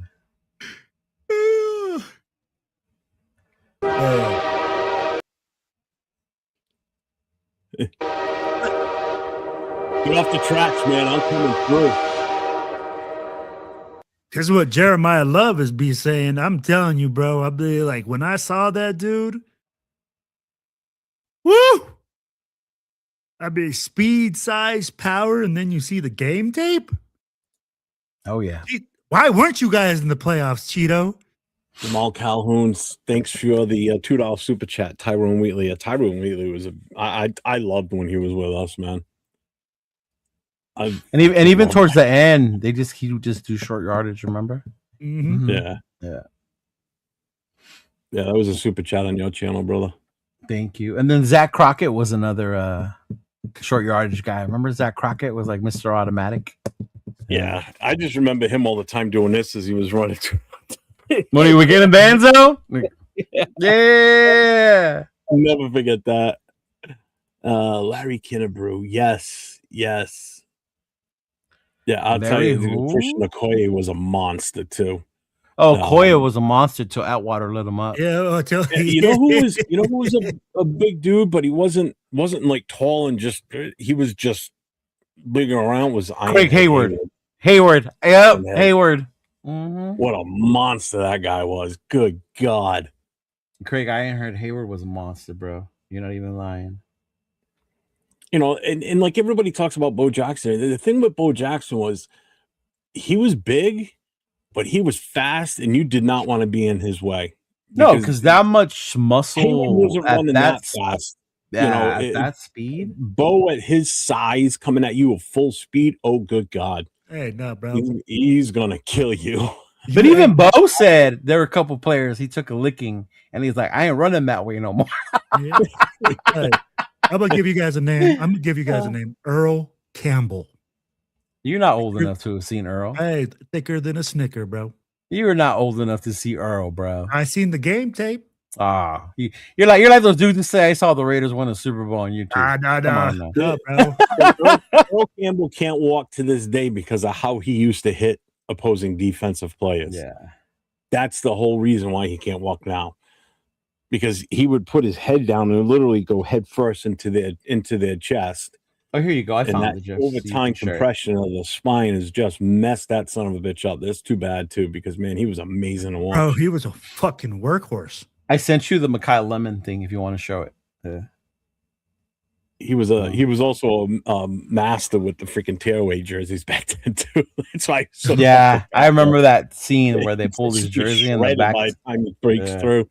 What's up, Raider Outlaw? He says Raider fans keep forgetting that we will never sign a player or coach. No, we won't. Domestic violence issue in the past. We will not, bro. There's a reason they do the Freddie B. Biletnikoff dinner for they will never ever. Yeah, really. That's why I as much as I wanted Bieniemy, that's when I learned about why we can never bring Eric Bieniemy over here.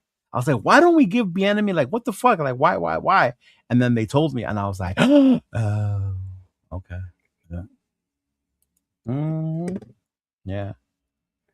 All right, let me play this. Bring this now up. Those of you who are from LA or the South Central area, let me know if this is weird to you or that's just how motherfuckers are. Talking about this guy. Oh, I did see this. Yeah, I saw. I did see this.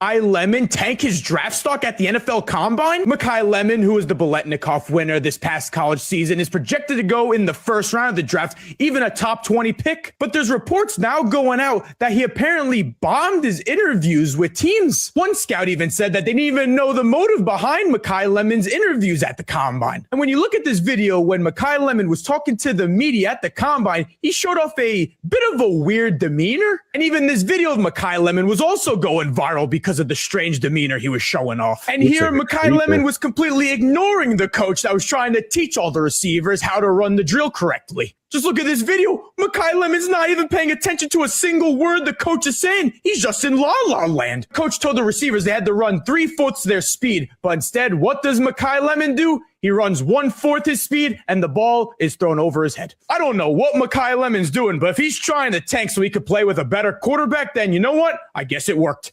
Did USC's wide receiver Mekhi Lemon? Crazy, huh? Wow. So did that look weird to you? Like his demeanor? Yeah. That's how motherfuckers are over here in that area. That's fucked up. Mm-hmm. That's how they are. Yeah. I thought they was going to play him talking too, because when he talks, he sounds as oh, bro, it was even weirder. That's why he sounds just as lost as he did when he was running that route. So he did run the routes then. That's how you say hit him.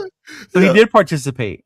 He partook in those drills, but it's not one of the measurables they can. You know what I mean? It does. That's for film purposes. I heard that participation. I was watching somebody, I forgot who it was, and one of the coaches, they asked him, "What are the things you look at on the combine?"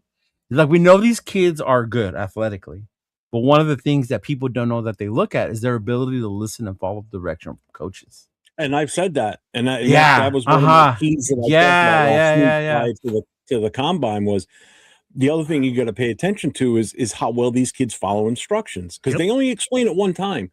They'll run it through with one player at half speed, and then you better have been paying attention, because if you didn't, then you're going to miss out. And obviously he wasn't paying attention. And of all coaches to do that in front of, he did it in front of a Patriot coach.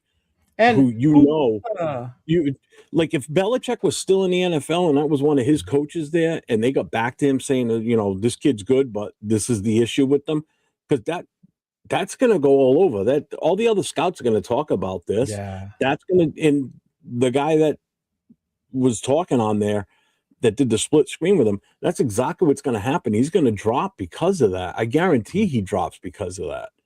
It just shows that. Or does he? Or that NFL teams don't give a fuck as long as this kid You've can ball. Seen how teams react to certain players and the way they handle themselves. The only one I've seen that happen to is Shador. Who else? Oh, I'm sure you can remember. There has to be others. I can't imagine there's not. In the chat, if you remember someone that happened to remind me. Did this guy, well, yeah, that was an off-field issue. Oh, what are you talking about? Jalen Carter? That was an off-field issue. Yeah, that was off-field issue. And that was a murder fucking... Somebody died on that accident, right? Yeah. On that racing accident? Yeah. It was a car race. Yeah, it was a car race. Was there a death involved in that one? Yeah, one of the people in the car died. Yeah. Oh, I did that. I don't remember that. Then. Yeah. Mm-hmm. Like you took some practice. I keep seeing people put that in the chat. What does that mean? Sergeant Raider. Leo, I taught you. What did you teach me today, Big Dog? I'm always up for learning new things. That's Eric.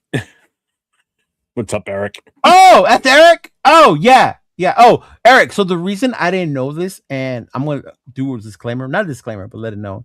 I don't know any wrestling thing that's not WWE. If it's before they came to WWF, I don't know because I didn't care about that. I didn't watch them. Like, so that's why when he asked me who their first manager was, I said Mr. Fuji. But they must have been in another wrestling thing, and their first manager was some other guy that I had never heard of. But shout out to Demolition. They just made the WWE Hall of Fame finally, Jeff. I don't know. Oh, no shit, really? Yes, they did. Oh, yeah. Axe and Smash. They didn't say anything about Crush. So Axe and Smash. Yeah. The girl died. There you go. I knew somebody died. Yeah. But yeah, bro, I don't really I didn't know I didn't even know WCW until they started the Monday Night Wars. Yeah. Really? Yeah, I never followed it. I only followed WWF. Even when the Monday Night Wars started, I used to argue because we were on the ship at the time. I would fight or argue with the dudes on the ship about which one to watch. I was like, I ain't watching that Nitro shit. I'm watching Raw. I'm not surprised Crush didn't get in because he kind of came in late. Yeah, he came in later. Yeah, because he was Adam Bomb first, and then they moved him to Kona Crush, and then he joined them. Yeah, WCW in its heyday before the whole war thing started, they used to have some great pay-per-views, dude. They used to have it set up where they had 2 rings side by side. It would be one big massive battle royal in 2 rings. That's where I tell people that's and their ramps. They you know, like how the WWE a lot from them. Well, you know how WWE has their ramps, how they come down to the ground level, and then you got to climb into the ring. They used to do the ramp straight out, and they would come straight out to the ring, and then you would just step over. Like that's how they would do like some of their big, massive battle royals. Because that's where the idea for War Games comes from. Because I used to tell Noah, I was telling Noah how they have the 2 rings, and then they come in one by one, but eventually all of them are in the ring in 2 rings inside a fucking cage. Early 90s when I used to watch WCW all the time too. I remember watching the original NWA. Where it'd be in a TV studio and half of it was all black, you couldn't see, and it was all the local old ladies sitting in the front seat to watch Ric Flair. Yeah, it's great. Yeah, I was never really into that part. Natron Means, I remember Natron Means. Natron Means is another great name too. Oh, so that's Eric. Okay. Yeah, he changed his name again. Sergeant Raider. Did you? I don't know if I asked you this. Did you see that movie Iron Claw? Yeah, I did. That's what I told you. I didn't know that one of the legs was a prosthetic leg that he was wrestling in. Yeah, Kerry. My brother actually said he got emotional when he saw it. My brother was a big fan of the Texas Tornado. Yeah. Oh, the whole family was amazing. Yeah, my brother was a big fan of him. David's still alive. I think he lives in Hawaii now. Kerry Von Erich. It was sad when you see that he just wanted to leave to be with his brothers. Yeah. I was like, damn, bro. It was crazy. 4th and Inches. Oh, Natron Means was a beast. That was the year the Chargers actually made the Super Bowl before they got blown out by the 49ers. Yeah. With Natron. We have a shit ton of banners made up for tonight, but we kind of been winging it. I tried like Jeremiah Love stood off, Sonny Styles stood out. That sucks. What Sonny happened Styles with Downs. was amazing. He was amazing this weekend. Jacob Rodriguez, obviously, also as well. Yeah, I didn't hear much about Cooper and Surratt. I will tell you this: I paid more attention this year to the defensive linemen and linebackers than usual because of us making that change. I wanted to see more of what these guys had. I'm glad I did, especially the linebackers, because my God, there's some talent there. And I was on with Jay, but we were kind of talking about other stuff while the combine was on. I had it on, but on the skill positions, I wasn't really like fully paying attention to it. Sunday, I was attentive to the offensive linemen. So I saw more majority of the offensive line stuff and the linebackers and the D tackles than anything. So Yeah, no, I was at the I don't movies. really know how those wide receivers did. I was watching Scream 7. I'll just catch the highlights later. I will. You know what? One thing I will tell you, because it was on when the linebackers were on, the tight ends. If we needed a tight end, like King from Oregon. Yeah, if we needed a tight end, there's a couple really good ones in this group, boy. Athletic too, like it's super athletic, fast too. Like I'm talking built like Vernon Davis. I forget the kid's name too, what school he was from. Vernon Davis was a combine fucking warrior. He was one that just fucking this guy's destroyed jacked. the He's cut, like he's in like wicked physical specimen type shape. Yeah, you know, and even when they were running when they were doing the pass routes where they have to keep turning as the ball's getting thrown to them, I mean, literally running on the line, like didn't even sway off of it or nothing. So there was some decent tight ends. The team needs a tight end out there, boy. There's a couple really good ones in this one. Yeah, I know everybody was oozing about the kid from Oregon. Yeah, Sadiq. I think it's oh yeah. I think it is Sadiq. Yeah, from Oregon. Yeah, that's the one. He was amazing. What do you think? Thoughts on pairing Mike Washington Jr. with Genty? He's not bad. It's a kid out of Arkansas. That kid's speed, man. He's 6'1". He's bigger than he's actually taller than Genty. Bigger than Genty. Mm-hmm. Yeah. I think he ran a 4.33. Yeah. Yeah. His 40 was 4.33. His vertical was 39. Broad jump 128. In the 10 yards, he ran 1.5. His arm length, wow, 33 and 5/8. That's like the 96th percentile. That's Who's crazy. That? This is that kid, the one Washington Jr. from Arkansas. Yeah. Oh, bro, he can fly. I'd be like the only thing where he seems to struggle is his hands. Yeah, he can't catch us. He can't catch it. Small hands. Oh, great! So he's the running back version of Kenny Pickett. He's the oh my god, dude! It's Jeremiah Love, Jonah Coleman, and then Darian Price are the 1, 2, 3 top running backs. Emmett Johnson from Nebraska, Singleton out of Penn State's not a bad. Neither is Katron Allen. Yeah, and then you got Mike Washington at number 7. Yeah, it could be a possibility if he's at number 7. He's not a bad. Yeah, he's not a bad guy. Mm-hmm. Mm-hmm. Is he listed as a fullback? No, he's listed as a running back. No, he's listed as a running back. Tight end from Alabama. But I see what he's saying. He says, since we're going back to adding a fullback to our backfield, I'm rooting for us to draft tight end from Alabama. He's from LA and he did well on a combine. Because they actually did say that during the combine, too, that a lot of these tight ends are converted either linebackers or fullbacks. Yeah. Because they'll come out of high school as a linebacker or a fullback, but they end up converting them to tight ends just based on their size. Yeah. What's up, Brady Nation? Nick Singleton. Damn, you think he'll go that low? He's ranked in number 5 running back. Bro, 6th round? That's a running back from Penn State. Fuck, if we can get a running back like that in the 6th round, I'm all for it.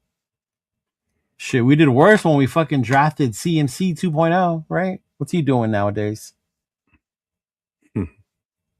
Is he even going to make this team, Jeff? Who, Thornton? No, Lobby. Bro, right now, yeah, because we got 3 running backs on the roster. You got Genty, Collier, and Lobby. That's it. So everybody else is gone. Yeah. Mostert's a free agent. He was only a 1-year contract anyway, so he's gone. Lockett's a wide receiver. Lockett's a wide receiver.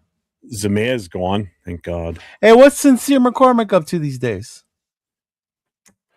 I don't know. Probably still on injured. The practice squad, I think. Not on ours. No. On a practice squad somewhere. He's still injured. He's still injured? Who said that? I did. Oh, okay. I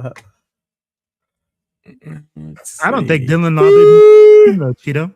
I'm gonna tell you like this, if the way that things are said to be coming, right, with Shaheed coming and stuff, if Shaheed does come over here, bro, that eliminates one of his jobs, kickoff returner. That takes away his thing. Mm-hmm. Yeah, so I mean, like if that does happen, I don't expect Dylan Lobby to be here.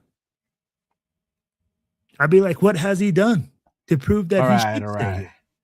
Okay, Josh Cuevas. He's 6'3", 245 out of Alabama from LA. Okay, all right.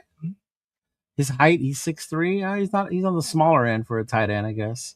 He weighs Jay 245. said he's with the Niners. That's a fullback. Oh, he is. He is 245. I could see why he's saying put him at fullback. Yeah, he doesn't have the size to play. 4'6'5" though. That's not bad though for a fucking.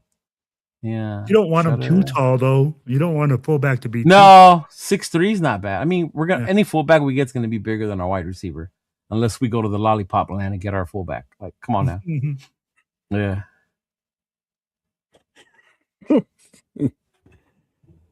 Okay. All right. What's your feeling on Tucker? Because I've heard a lot of people talk about him lately. I get it. You saw signs. I still refer to the Trey Tucker game as those were garbage TDs because we were getting blown out when he scored those touchdowns. But hey, they're touchdowns. He had a good game. If it was on your fantasy that week, you did good. He did score that one in New England. Yeah, he just scored the one in New England. You know what? You always hear Raider fans that he was running down the field wide open a lot. I don't ever remember seeing that so much in the War Room's film breakdown, right? Like I never really heard them say like, "Hey, Tucker was always wide open," you know. But honestly, I think this is a make it break it year for Tucker.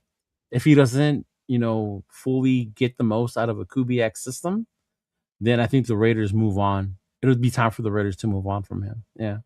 Mm-hmm. I agree.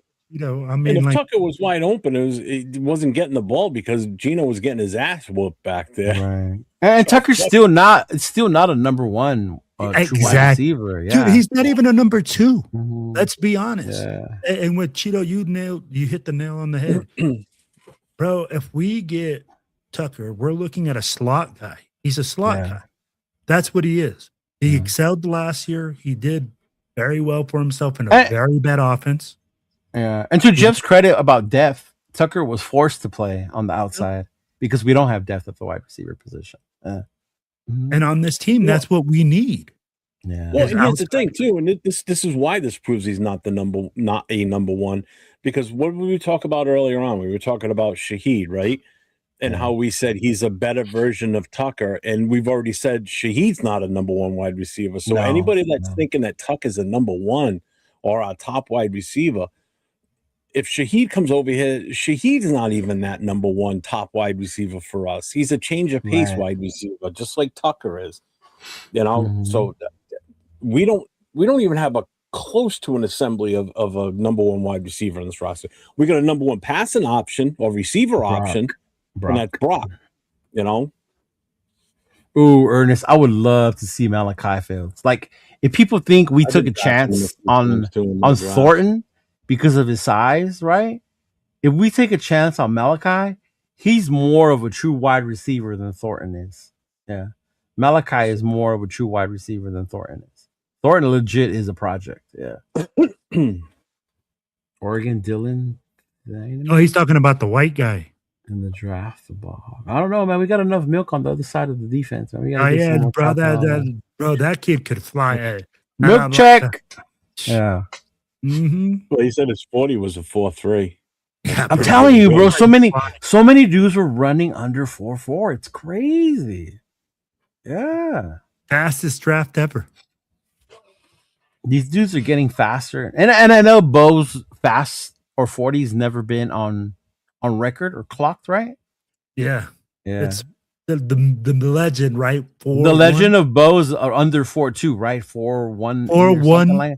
4.1. Yeah, 4.1 something. Yeah. That's the legend. And he walked right outside the building. And then he took off. Cool Tev says McCormick went to the Vikings. Oh, okay. Yeah. Yeah, but that's the problem, though. I'd rather have Jacoby. I'd rather have Fields. Thornton got drafted. Like, are you already gonna throw away the bathwater on Thornton? He was a 4th round pick. Yeah, man. And that's the hard part.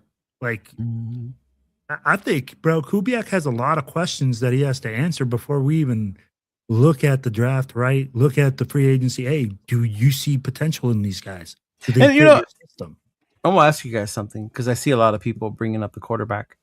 obviously, unless something happens, Jeff, don't lose it. And I'm not switching my position. I'm not saying nothing. I'm but good. obviously, Mendoza's getting draft number 1, and we're taking Mendoza. That's the obvious pick, right? If something changes, something changes. Until then, that's the pick. So then why are we looking to draft his backup in the same draft class? Like, what sense does it make to have a rookie quarterback, that's our future, and then in the same draft, and Jeff already complained we don't have enough picks, waste one, in my opinion, to get his backup? That's what I don't understand about people say we should take 2 quarterbacks this draft.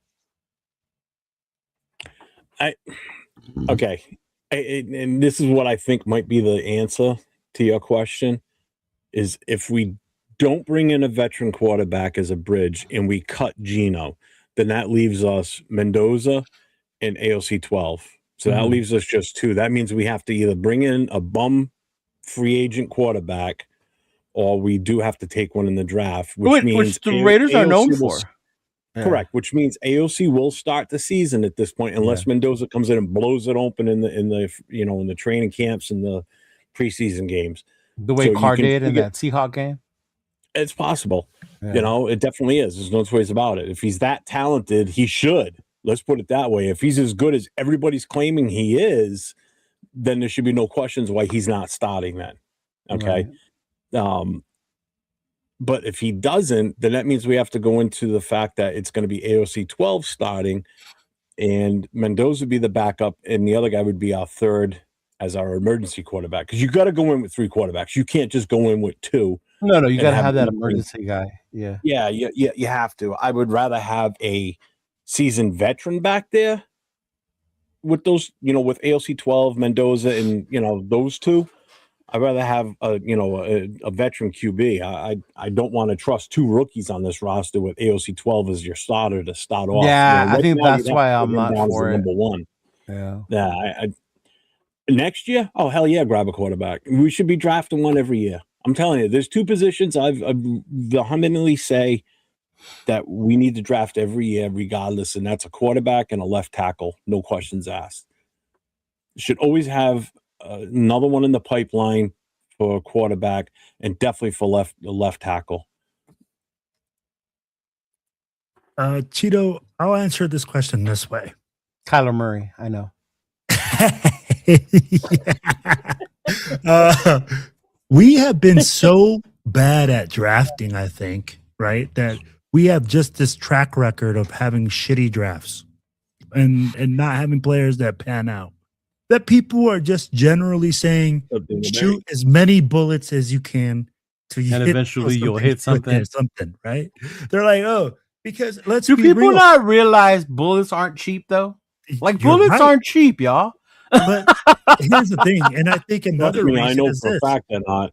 And we've all talked about it. Fernando Mendoza in another draft or in another situation, would he be the consensus number 1? No, we're not starting that talk. Right? I didn't bring no, but I'd be like, no, but you talk, we've all talked about it in the past. So there's that insecurity part. People have insecurity, so they want to take as many bullets as they can. You can't, though. If you're drafting this guy number 1, there should be there's no doubt about it. Exactly. So then don't give me the insecurity part. So we're drafting one just in case. Hey, I get what you're saying. I understand. I'm just telling you. He might have drafted Jalen Monroe, but who was there? They had Gino and Darnold. Kubiak had Gino. He sent Gino away. No, did he? Did he send Gino away when Kubiak got there? Ja would know. I don't know if he got to play with Gino. But anyway, he had Darnold. Yeah. Kubiak, Jalen. Wait, Kubiak hasn't drafted anyone. That's what I'm saying. And it wasn't Koob, because you're talking about Koob just being the offensive coordinator. Yeah. That was McDonald and their fucking general manager. Yeah.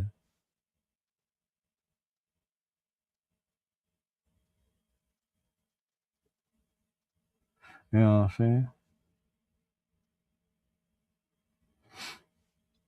That's not true. Every player does not earn their spot. The Raiders have been known for giving away fucking scholarships, bro.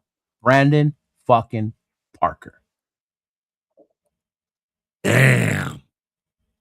He went there. Right?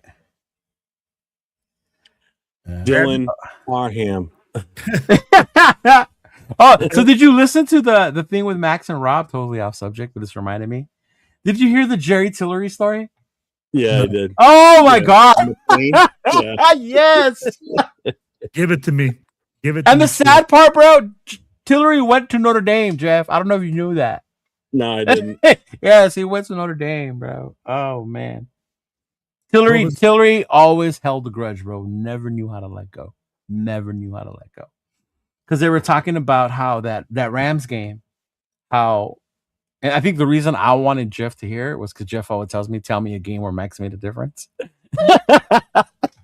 So in that Rams game, basically Max had ended the game because he sacked Baker.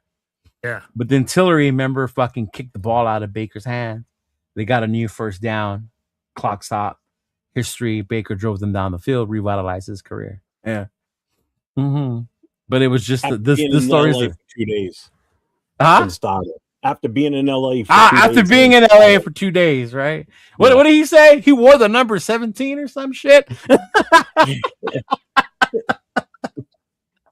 Yeah, bro. Oh man. Yeah, today's Rush podcast was so cool, bro. I love hearing stories between Rob and because Max. basically what happened was when they were on the plane, he got up, he had to go to the bathroom. So as he's walking back to his seat, now everybody around them sleeping or whatever, right? Or they're all in their own zone. So as it was Tillery that did it. So he was pissed at him in the first place because that blew the game for them.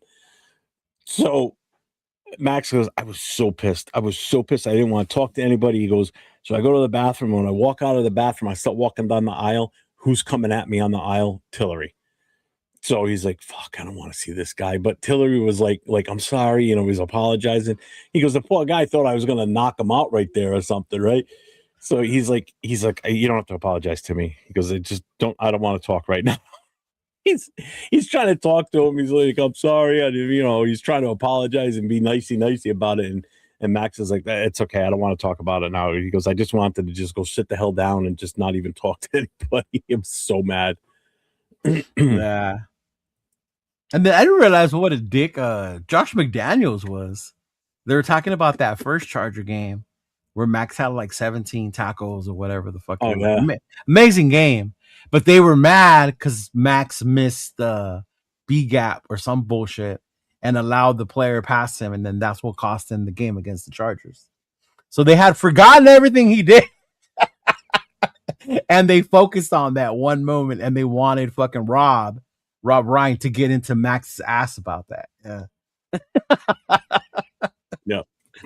There you go. Brandon Faison, another lifelong Raiders scholarship. Mm-hmm. Yeah. Yeah, man, that was a funny, that was one of the good listens. So that was a good one. I'm glad you said something because I went and watched it right away after that as I was doing other things for tonight. And it was pretty fucking funny. That was fucking funny. I gotta get used to these glasses. Yeah.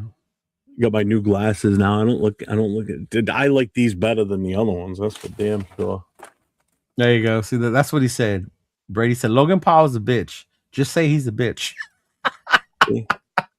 That's what he was telling Gronk. Oh, man. Look stylish there, Jeff. Those are the old ones. That's what I'm saying. Those look stylish. Brandon Faison. Is this the one? Oh, here, I found the Jeff. I got it. I'll send it to you right now. With Lemon, the way he's talking. Oh, the one that he's talking? Yeah. And maybe I've gotten used to it because I've had high schoolers that I've worked with, and they talk and their demeanor is the same. Yeah. And you might be right because I'm just telling you, like, for me, like, if I see that, God, even his face. I'm asking questions. Yeah, because his eyes were like, bro, his eyes were going all over the place during the interview. So it's kind of weird. All right, here we go. You got it? Okay. Sure. I'm gonna go Jake Jettis. I'm gonna go Jamar Chase. I'm gonna go JSN. Oh, that's a tough one. I'm gonna go 3 for you for sure. I'm gonna go Jake Jettis. I'm gonna go Jamar Chase. I'm gonna go JSN. Like, Oh, that's a The Ben tough Stiller one. one right there. yes, Yeah. yes, Yeah. yes. I'm gonna go Jake Jettis. I'm gonna go. Yeah. I'm gonna go. Makai, who's one NFL player you model your game after or look up to?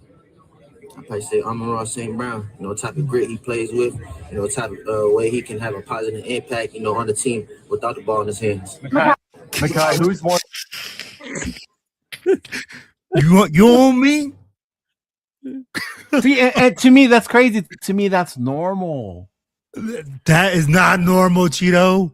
For these It's probably youngsters, normal yes. for the kids out there. Yes. That's what I'm telling you. Over here in SoCal, in that area, that's normal, bro. Yeah. 3 to 5 years as a Raider player is lifelong if they suck.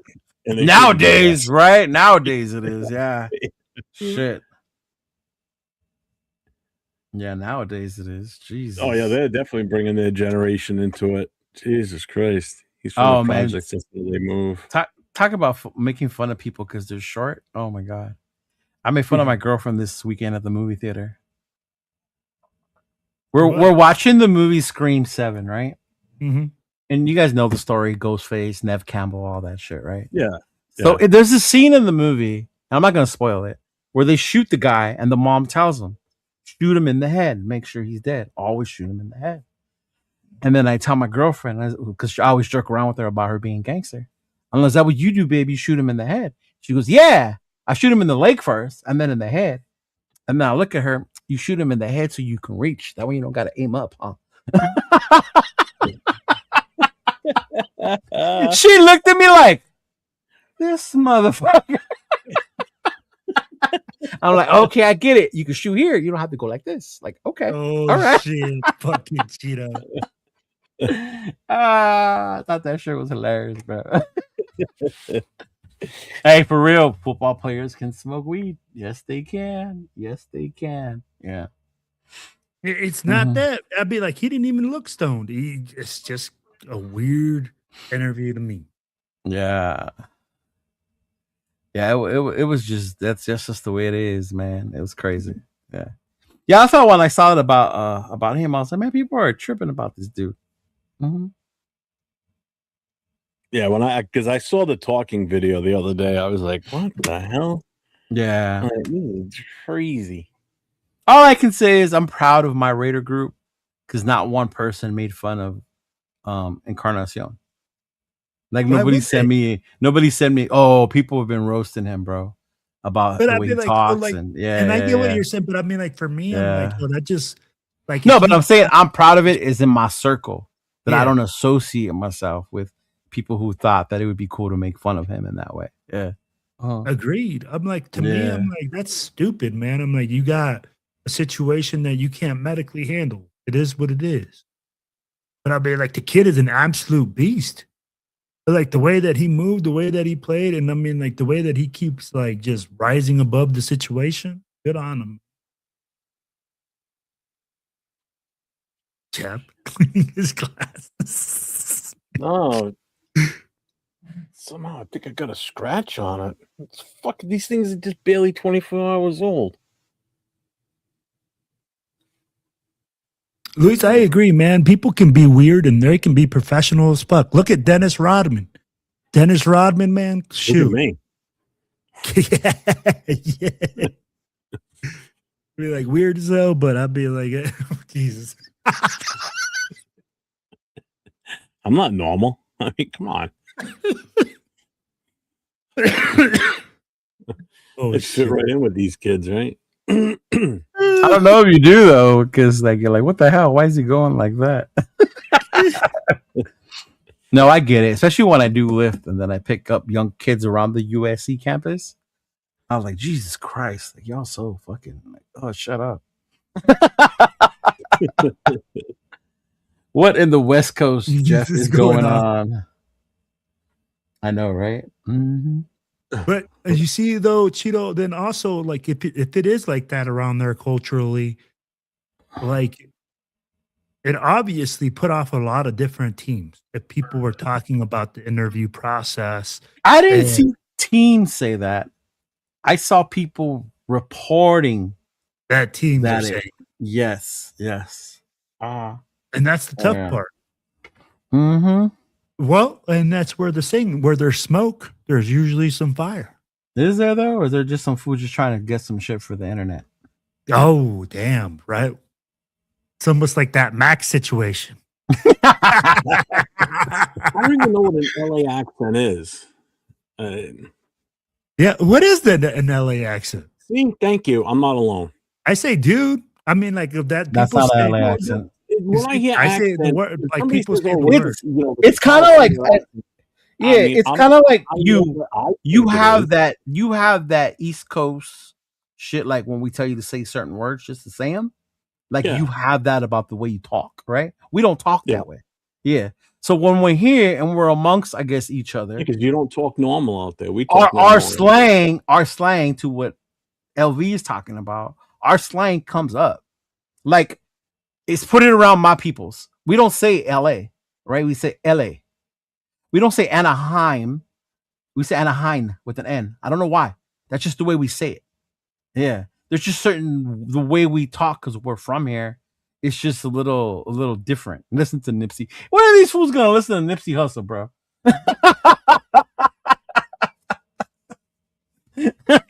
So it'd be nothing new coming out, that's for sure. Right. Yeah. Not even a surfer's accent. That's not LA. Right. Like even here in LA, there's people in certain areas. Yeah, The valley has a different because you know, growing up at the time frame I did and being out there during the 80s, that's how it was out there. Yeah. You know, that's what I heard out there. I heard that California accent. You know, like if you ever watch Saturday Night Live when they do the Californians, you know, and the way they talk, that's what I remember from my time being out in California those 2 years. You know? Yeah, and then I think people take what they see on TV. Totally. Yeah. You know, like people see what they see on TV and they think you all talk that way. You know? So I don't think it's a California, it's definitely an LA accent, what you're talking about. But even California is different. I'm down in San Diego area, like El Cajon. And that's what I'm saying. It's different. San Diego's a military town. So you have people from a bunch of different areas mixed in. LA is its own animal. The Central Cali. They talk a certain way. That's Gravy in them, right? They talk differently. And then you got the Bay, and then you got Northern Cali, the Bay Area. The area, like they're completely different, right? That's what California sounds like too. Yeah. There you go. See, he's so right. Yeah. No, we don't talk like Pauly Shore. See that shit you see in the movies. Yeah. Like you don't see me walking around like, hey, what up, I'm here to talk about the Raiders. Like, right? Because that's how you see me portrayed in movies. Like, fuck that put away. Have you ever seen the In Living Color skit when the lady's standing in front of the bank and all these guys dressed like, you know, yes. I want to shout out to my family. Go Raiders! Yeah. I absolutely love that one because he's like, oh, it's that bad. He goes, yeah. How does he word it? I'm trying to remember it. I used to know that skit too by heart. Oh my god! Because he's so upset because they're so bad. You know, we're so bad and everything. He's like, well, I'm talking about the Raiders. You know, like, the Raiders. It's just fucking great. I think it was like during the riots and shit when they did that skit. She was supposed to be out. You know the comedian Gary Owen, right? Yeah, I know Gary Owen. Mm-hmm. Yeah, have you seen when he does the skit about how Raider fans are like when you say Raiders? Mm-hmm. The most Mexican thing you can say when you say when they say Raiders. He does that whole skit. That's hilarious, dude. He is Gary Owen was in the Navy, bro. Did you know that? I knew he was in the military. I didn't know. Yeah, Gary Owen was in the fucking Navy. Yeah. He was doing the last comic standing. Oh shit! Well, he was on like his last stint. Yeah. Oh really? Yeah. He's fucking hilarious, man. Yeah. Gary Owens, that motherfucker hilarious. The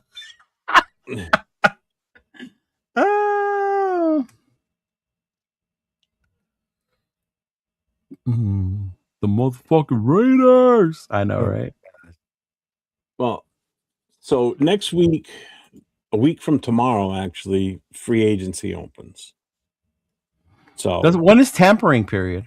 Isn't tampering period like right before? From the 9th on. Yeah. Okay. So the 9th is when you'll start hearing the so and so signing the rumors first and like these agreed to a contract with, or you know, or he met with this team type of shit.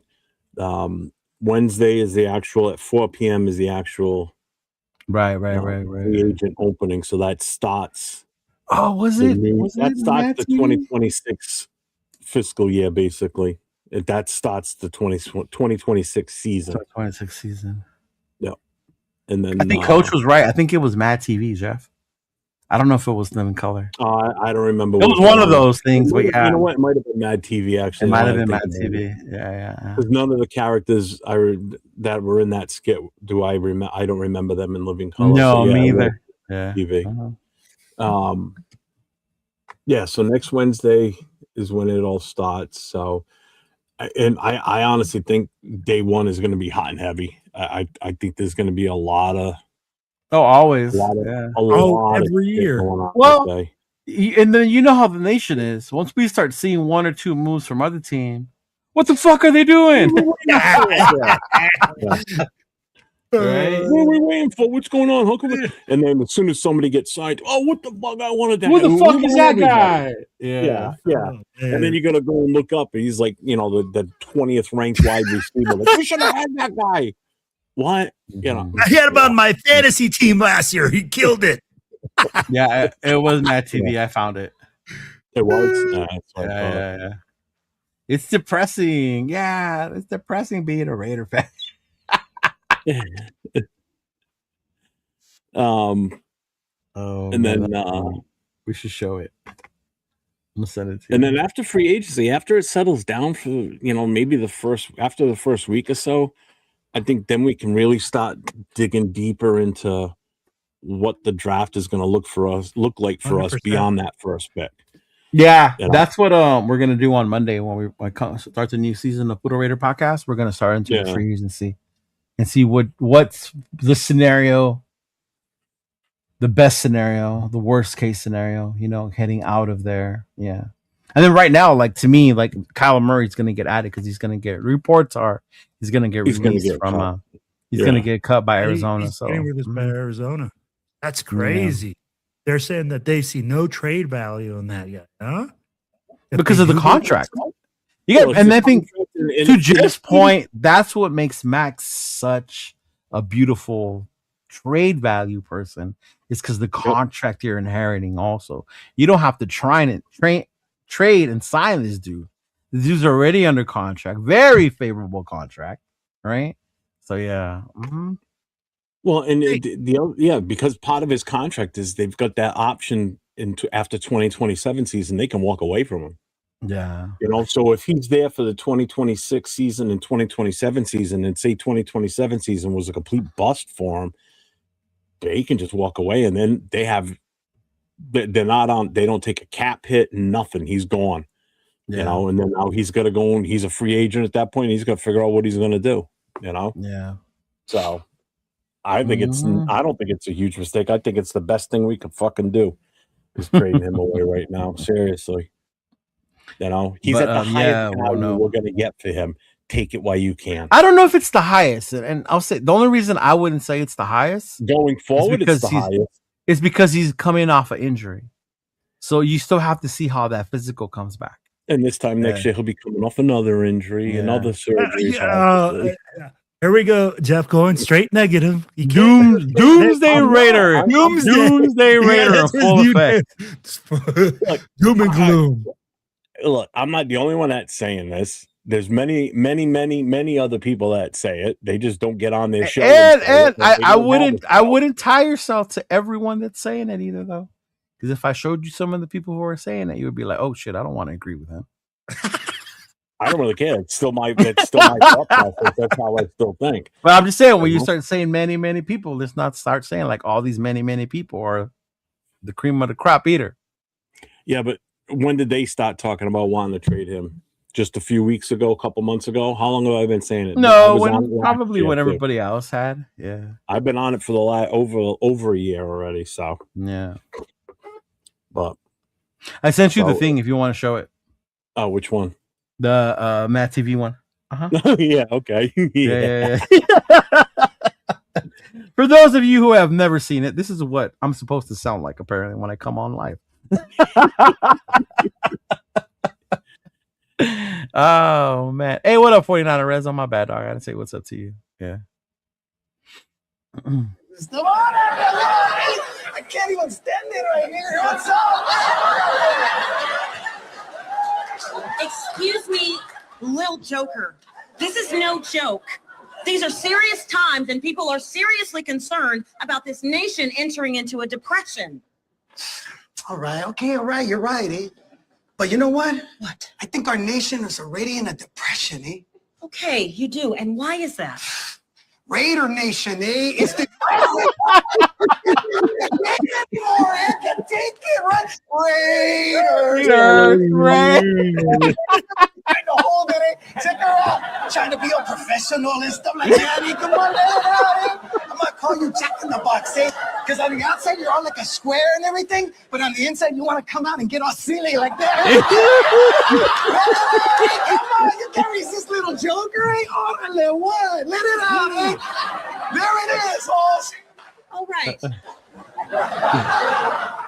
I guess it's okay to have a laugh in these financially difficult times. Well, man, I know I do, sir. This is Janice McAllister signing off. Oh, hey, and Selma, hey, call me, baby. I love you.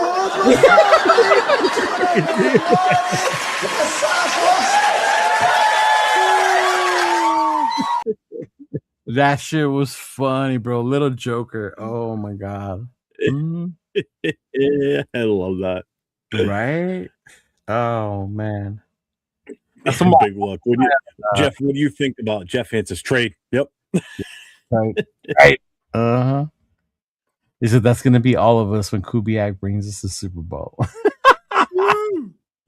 That's gonna be Mendoza, his third year here, and we're still rebuilding. Yeah. The nation's in the depression, eh? He's like, all I hear is Raider. Oh shit! Oh man, that was funny. That was funny. So anyway, so next week's free agency starts, and then, like I said, then we can start. Good thing is we're on next Wednesday with the connection. We are. Mm-hmm. So hopefully we catch something good while we're live. And I think the following week, once we're back on again on Wednesday, we'll have a better. Hopefully within 1 week, we make some moves that kind of help solidify our direction for second round and beyond in the draft as to what we really need to go after. Yeah. So it's going to be interesting. And then we got the draft, man. Oh, God, I can't wait for that. I'm so excited to go to that. I'm looking forward to it. You're getting all excited for what's going to take about 10 minutes. We pick, and then the other 32 teams. The other 310 minutes, you're going to be like, now what? You know what? I've never been to the draft before, so it's more of a spectacle now than it ever was before. Yeah. So I mean that's kind of what I'm looking forward to, and I'm gonna see guys I haven't seen. I haven't seen since last season. I'm gonna meet a bunch of new people that I know. I know Levi was in the chat. He's gonna be there. Yeah. 805's coming out. Chris, Severe. I haven't met those guys before, so I'm looking forward to, hooking up with them and getting together with them and hang with them while they're out here. So I'm just going there with the intent to have a good time and just be part of it. Hell yeah. So, Chido, have you been to a draft? I went to Pittsburgh. I went to Vegas. The year was in Vegas, the first year, and then I went to Pittsburgh as well. Mm-hmm. I would be like Jeff. I'd be excited like a little kid right now, bro. I'd be like, hey, that's your first time going somewhere, seeing new things. I'll be like being there. And then Pittsburgh, we have the 13th pick. This one we have the number 1. Yeah. Hey. Mm-hmm. You went to the draft in Pittsburgh before? Me? Yeah. Yeah. when we picked Brock When was Bowers. it in Pittsburgh before? No, not Pittsburgh, Detroit. My bad. No, I was Detroit. gonna That's say, what I was what- about to say. I was Yeah. like, No, Pittsburgh? Detroit. Yeah. I went to Pittsburgh for my first, well, not my first, one of the away games that me and Trona started doing together. Yeah. It was when we had Derek Carr and Ruggs still. Mm-hmm. I think on Wednesday night, there's a big meet and greet in downtown Pittsburgh for like all fans, not strictly just Raiders. It's like Yeah, I went to one of those in Detroit. Levi sent it to me too, so I think I'm gonna yeah. go to. Dawn and I'll probably go to that. I got to talk to 805 and them. If You they see want all to the come. different super fans from different teams there. Yeah. I'll definitely go to that for sure. And I'm gonna be going live as much as I can too. So catch as much content. Bring us and shit along on on the there. It's a work experience. trip. It's a work trip. Awesome. Plus, you know what? I definitely can't wait for Thursday night when we get that number one pick and Goodell comes up to the podium and says, and with the first pick in the NFL draft, the Raiders have completed a trade with blah blah blah blah blah blah blah blah blah who, and then so and so's now on the clock. We gotta wait till our pick. Shit. Hey, Chido, don't be amazed if you see Jeff running across the fucking podium to go grab that fucking envelope. I said that this weekend. I said it on Saturday Night Show with Jason. I said, when I see Goodell coming out with that number one pick, I'm gonna rush the stage, rip it out of his hand, look at it first, because if it does say trade, then I'll give it back to him and walk away. And if it says anything else, I'm gonna rip the thing up, and then I gotta make a beeline for the exit. So I have to scope out my path. That beeline is going to be more like a Z line. Huh? Yeah. I'm gonna be zigging, but there ain't gonna be no zagging, that's for sure. It'll be more like zapping because I'm gonna get fucking teased. Yeah, we'll be in Wednesday too, 805. We're leaving like 6 in the morning Wednesday morning. It's like a 9-hour ride for us. So we'll be there fairly early in the afternoon, hopefully. I think I got there Wednesday with MC. We got there Wednesday, then we went to Detroit. That was when we met the other super fans. We went to one of those meet and greets. We met the People's Champion from Philadelphia. Dude walks around like he's the Rock carrying a belt. And then the Bills guy, the Bills Mafia guy was there. A couple Lions people. Yeah. Mm-hmm. And then I'm actually Thursday night's going to be great and everything, and obviously meeting 805 and all that. But Saturday is going to be the that's going to be a great day on Saturday. I cannot wait for Saturday because we're not going to the draft on Saturday. We're going to the Hall of Fame, so I'm so excited to go to that. Last year we went at 805. I was with 805 last year. We went to the draft party at the Palms. We went to the draft party. Well, I saw the video from that. Yeah. And then the next day was when we went to that bar, and then we watched the day 2 stuff. Yeah. Shit, what's the name of that bar? 805. I like it because they have the whole Raider decor in there. Mm-hmm. I found something out too. At I know 805. You can't wait.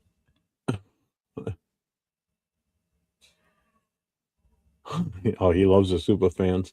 Oh, he loves them. I'll make sure I introduce him there. I'll bring them all over to him. Chris, come here. I'll say to them, hey, I need you to meet somebody. He's a huge fan of you guys. Come here.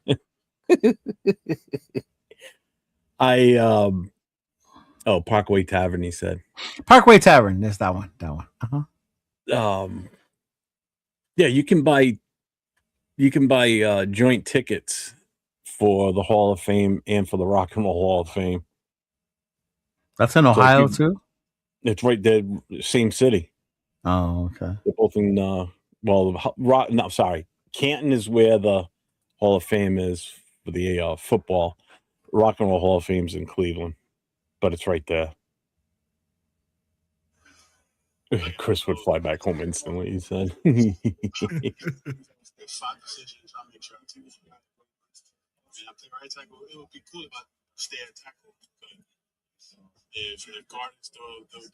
Oh, he said he'll play either way, huh?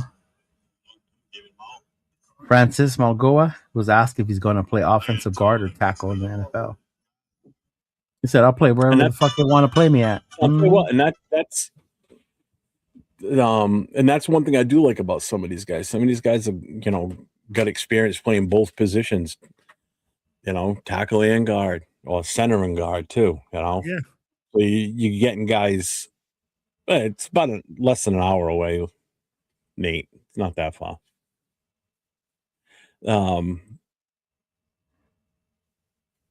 Guys that have experience doing this, where if it doesn't work out for them at one position for the, in the pros, we can swing them over to something different, Just don't do what we did with JPJ last year, because that was bullshit. Yeah. It's even like Jeff said on Saturday, we were watching the lineman guys, and like the guy from Utah, I don't know what award winner he is. He's just like, bro, I just want to go to the NFL. I'll play whatever position they want me to play. Left tackle, left tackle, Fano. Yeah, Fano. Man, that dude is a stud. Oh yeah, he is. He looked great out there too. Yep. Even Doneker, his footwork and everything when he was doing those sides. God damn, that was insane watching him. The Hall of Fame in Canton. Yeah, I'm excited. I've never been. Cleveland and Canton are not right there, Jeff. I know. I just looked on the map. They're about an hour away. It's not that big of a deal. I asked you. You said it was right next door. I was like, really? I didn't say right next door. I said one's in Cleveland, one's in Canton. See, you're not listening. Your Cole's got your ears blocked. Hell. What we've got here is failure to communicate. Some men you just can't reach.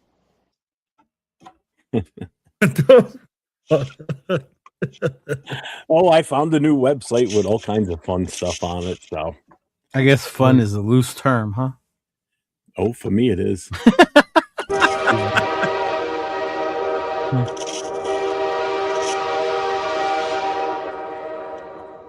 I was like, oh Lord.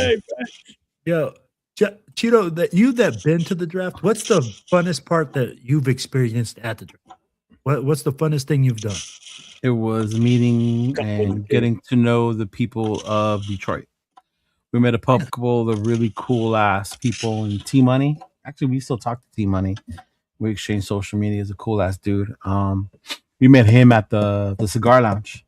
So meeting him, some other Detroit fans that were there was cool as hell.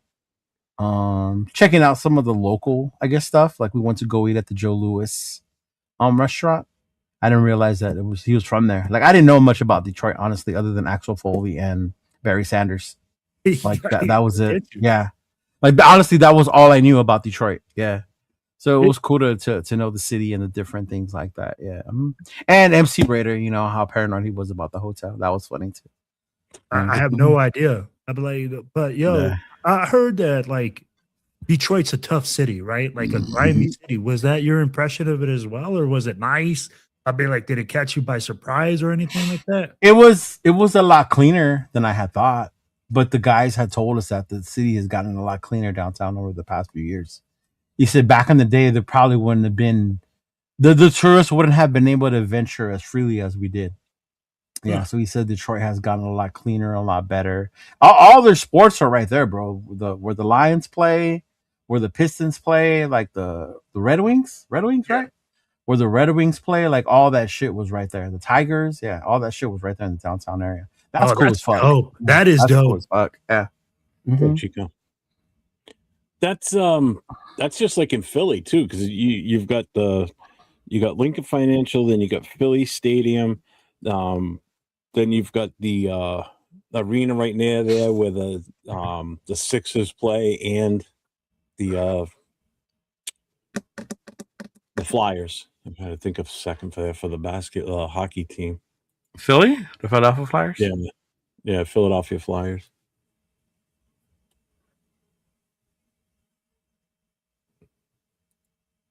Who else is like that? There's another city that's like that too. No, Baltimore, but it's only baseball and they don't have basketball or hockey there. The two stadiums. He are like said side it used to be like that in Oakland. No. I said it was safe for people to venture around the city. Okay. What's up, Honestly, that's what I thought Detroit was going to be like, and it was far from it, if that makes sense. No, it does. It absolutely makes sense. Mm-hmm. Yeah. That and then so they have the area where you go and everybody stands, right? You make your way to the front or whatever. And then there's a way where you can make yourself into the center circle. So where the people they show on the camera and shit. Yeah. So we actually missed out on going in there because my ass had to go pee. I think MC went in there with Brian with All In Autumn Win and a couple of other people. And Chris, being the true homie that he is, he waited back for me, him and Turf, because I was taking a leak. And then when I came back, MC had went in there with Brian. Yeah. So because they keep it full. So people stand by the door and they're like, okay, we need so many so-and-so team fans. And then they'll get them and then they'll go in so that part where the center circle is, that's how it's always full of fans. Mm-hmm. Yeah. Jeff is trying to figure it out. Good. Oh, Jeff. No, go ahead, bro. I know that you're trying to figure out how to get into the inner circle. Go ahead. Inner circle. Oh no, I already figured. Go ahead, you tell me because I already heard. Unless it's different than what I found out. Well, Cheeto just said it.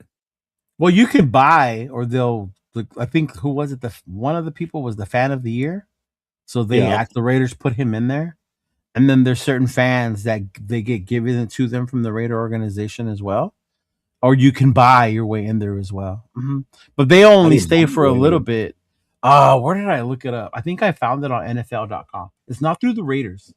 It's like the VIP experience. Because what we had to do, we had to register for the draft tickets because they closed the area off. Detroit got so packed that if you didn't have a ticket, you scan, then you walk into that area. That shit got closed off after a while because it was too full. Yeah. So we got those free tickets and we walked in and I had told Mario, like, hey, bro, what's this VIP thing? And he was like, oh, that's for the inner circle.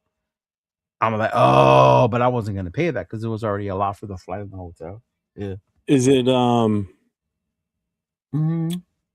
One Pass? Yeah, but there's like a VIP experience. Yeah. Yeah. Jeff's already. No, I've already. Dawn was in it long before me. She was in it before we went to Philly. Yeah, but if you wait over to where they let them in, like I told you, you'll wait. You probably won't. You can do that day 2 or maybe day 1, but wait later because people will start leaving. Like I said, it's a long fucking day. We didn't stand for all 32 picks. Once the Raiders drafted, I think we did like 2 or 3 more picks, and we said fuck that. We just ventured back out. Because we were damn near in the front when they announced it. Yeah. Mm-hmm. There was so many. I mean, fucking Eminem showed up because the Lions came out, and then Eminem came out with the Lions. Yeah. Mm-hmm. Yeah. Yeah, because they had even told us that if having the ticket, the one pass, didn't guarantee you in. You had to get scanned through the gate because there's a capacity. Yeah. Mm-hmm. But all this was outside. It was fun. Yeah. Well, because I heard another option is you basically just have to stand out because they walk around with cameras and they look for people to put into that spot. No, that's what I'm telling. That's where you do outside. You tell them when you stand out by the door.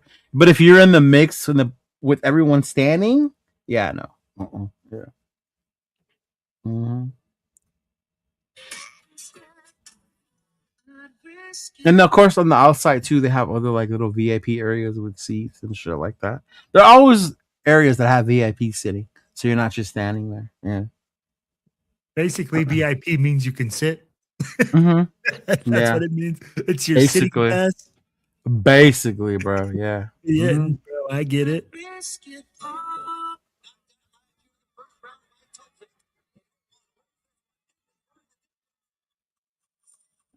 What? Call 401-830-9181. Leave voicemail comments for Friday and Saturday. Yeah. So just to remind everybody, if you call 401-830-9189, you can leave a voicemail for Friday night and Saturday night shows. We take phone calls live on the air, or I take phone calls live on the air on Friday night, and then Jason and I take live calls on Saturday night on Raider Nation Voices. So feel free to call in. 8675309. So that is here we go. That is fucking well. What is up with all these old fucking fighters fighting again? And it like, ugh. You got Pacquiao fighting Mayweather again. Then you got Ronda Rousey fighting, what's her name? What's up? What's her name? Regina, whatever. Yeah, don't play his thing on Friday. Just I'll miss it. I won't even do it. What's up, Raider Nation? It's your boy Will. Mm-hmm. My family has season tickets in '97. I felt like a VIP and a punching bag. I'll leave a message, bro. Yeah, the NFL experience was cool. I also looked up, and you might want to have Don look up, but like local areas, local spots will have like certain players come to do meet and greets. Oh, really? Like there was one for Barry Sanders, but Chris didn't want to go. Asshole. Still upset about that one. But yeah. we were having fun drinking and smoking, so yeah. Mm-hmm. I have a voicemail. Huh. My family has. Oh, did you see Crosby box? He better stay with football. Yeah, he was going up against was that dude Sean Strickland, right? Yeah. He was sparring with him. Yeah, that was old though, because he didn't even have any tats on him for the most part. Yeah, that was an old video. Mm-hmm. Yeah, it wasn't anything recent, that's for sure. If that was something recent, I think the Raiders would be pissed. They'd be like, "What the fuck are you doing?" The Raiders or you? No, the Raiders should be pissed. Yeah, you just we shut you down for the last 2 games of the season, and then you had to get in surgery, and you're out here boxing. Get the hell out of here. He's putting up videos of him playing basketball though at his house. It's crazy. It's absolutely crazy. Yeah. But I mean, shooting the baskets, I mean, whatever. Yeah. See? It's different than bouncing around the ring trying to box. No, he's not just shooting baskets, he's balling, like dunking and dribbling, moving. Yeah. Oh Jesus. Yeah. I didn't see that.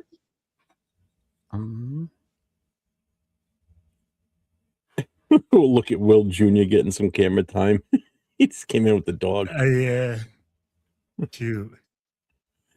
My dog would treat that like a chew toy. Yeah, probably would, bro. My dog's a thundering.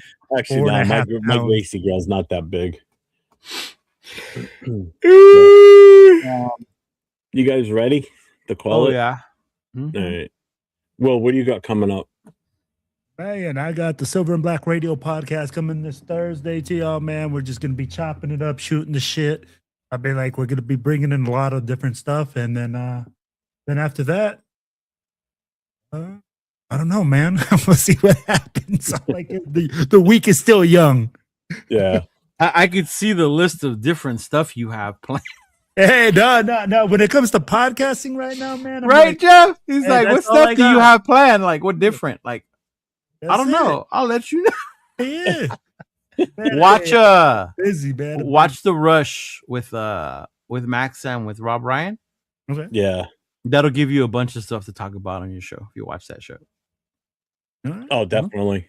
Tell whoever's different. on there with you to watch it, and you guys will have a blast with it. That is great. That you can get a lot of great content from that show. Mm-hmm. I will, man. Will do. Yeah. Mm-hmm. Yeah. Like right now, man, I'm like I'm running around like a chicken with my head cut off because I'm freaking working 2 jobs. So I'm like, I'm just trying to make it happen, bro. Trying to make this money so that way I can go party with you guys. Go have some good times, bro, with the nation. Did you know that the 7 years Stetson Bennett was in college, that motherfucker never got his degree? Shut up. Really? Yeah. Later, John. Bro, how do you not get a degree in 7 years? But hey, he's a national champion.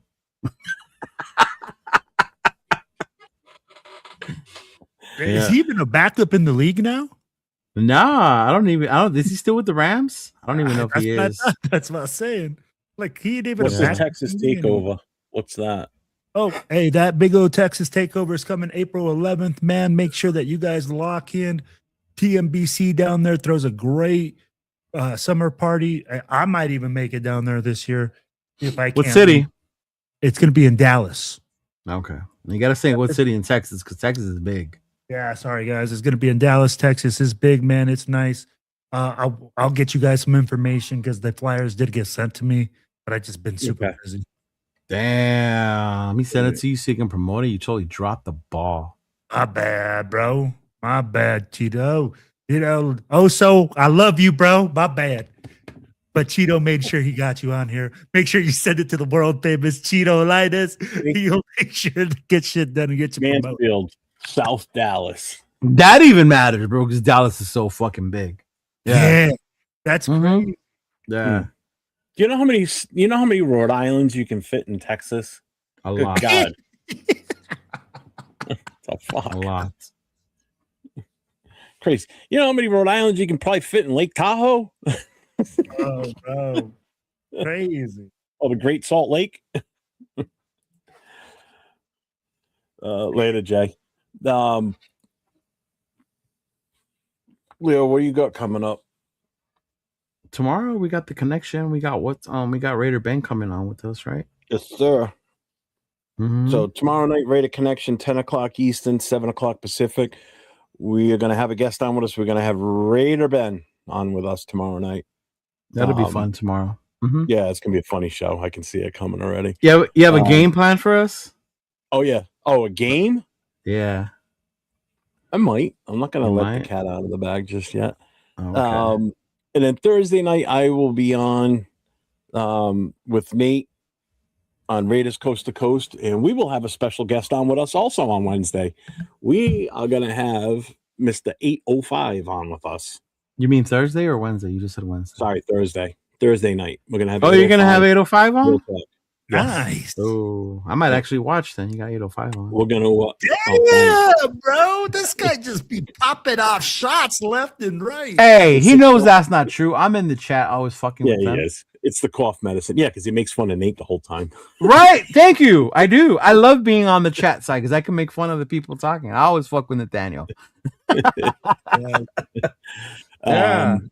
we're gonna have 805 on with us. We're gonna talk some combine stuff and what his take was on what he saw. So we're gonna we'll get a little analytical, I'm sure, with him on there, which is fine because. All right, y'all. We're gonna play a drinking game on Thursday. Every time 805 says, "Here's the thing," we're gonna drink. So stand by. My coffee will be gone in 3 minutes. All right. Here's the thing. Here's the thing. Shout out to my dude 805. He's cool as fuck. Friday night, I'll be on with the No Huddle, 9 o'clock Eastern, 6 o'clock Pacific. Phone number's right here. Call that number, leave a voicemail, or call live once I open the phone lines. And then Saturday night, Raider Nation Voices with myself and Jason First Downs, where we take your calls and we talk Raiders and Raiders exclusively on Saturday. So, and then you're back on Monday with the Poro podcast. Yeah, on Monday. Yeah. What time? Mm-hmm. At 7 o'clock. Mm-hmm. Okay. It'll be me, Chona, Raquel. Hopefully Queen V will be back. I'm not sure about Queen V because she's got some family stuff, but it will definitely be me, Chona, Raquel. Raquel's She going to hasn't talk been about live with you guys either, huh? Well, it's been a while since we went on. I told them I wanted to take a break because there wasn't really much for us to talk about other than, you know, the usual bullshit rumors. And I do that enough with you guys. So, yeah. Mm-hmm.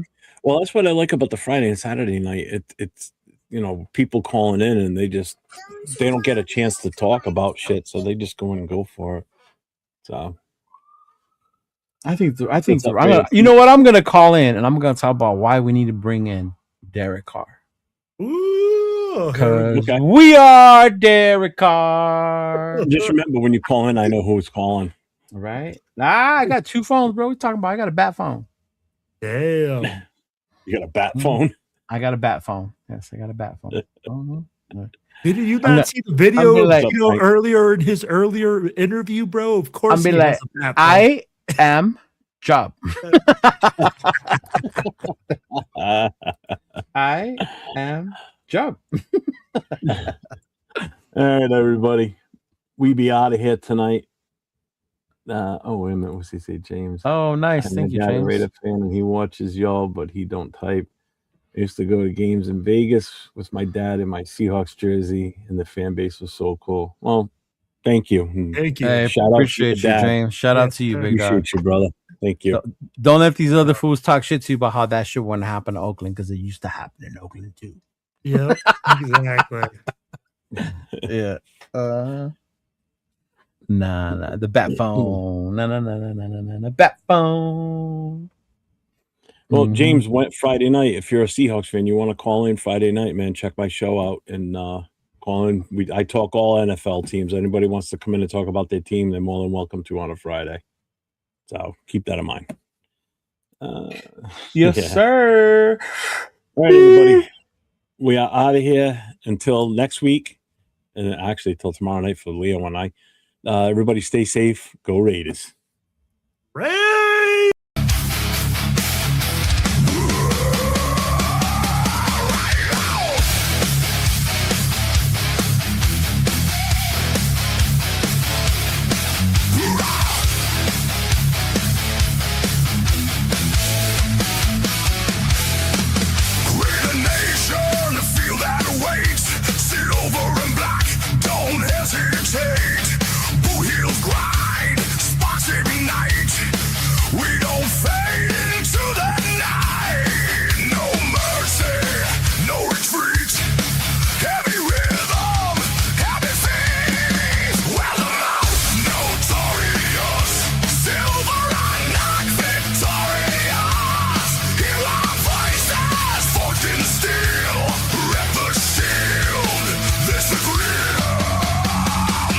Notorious. If rebellion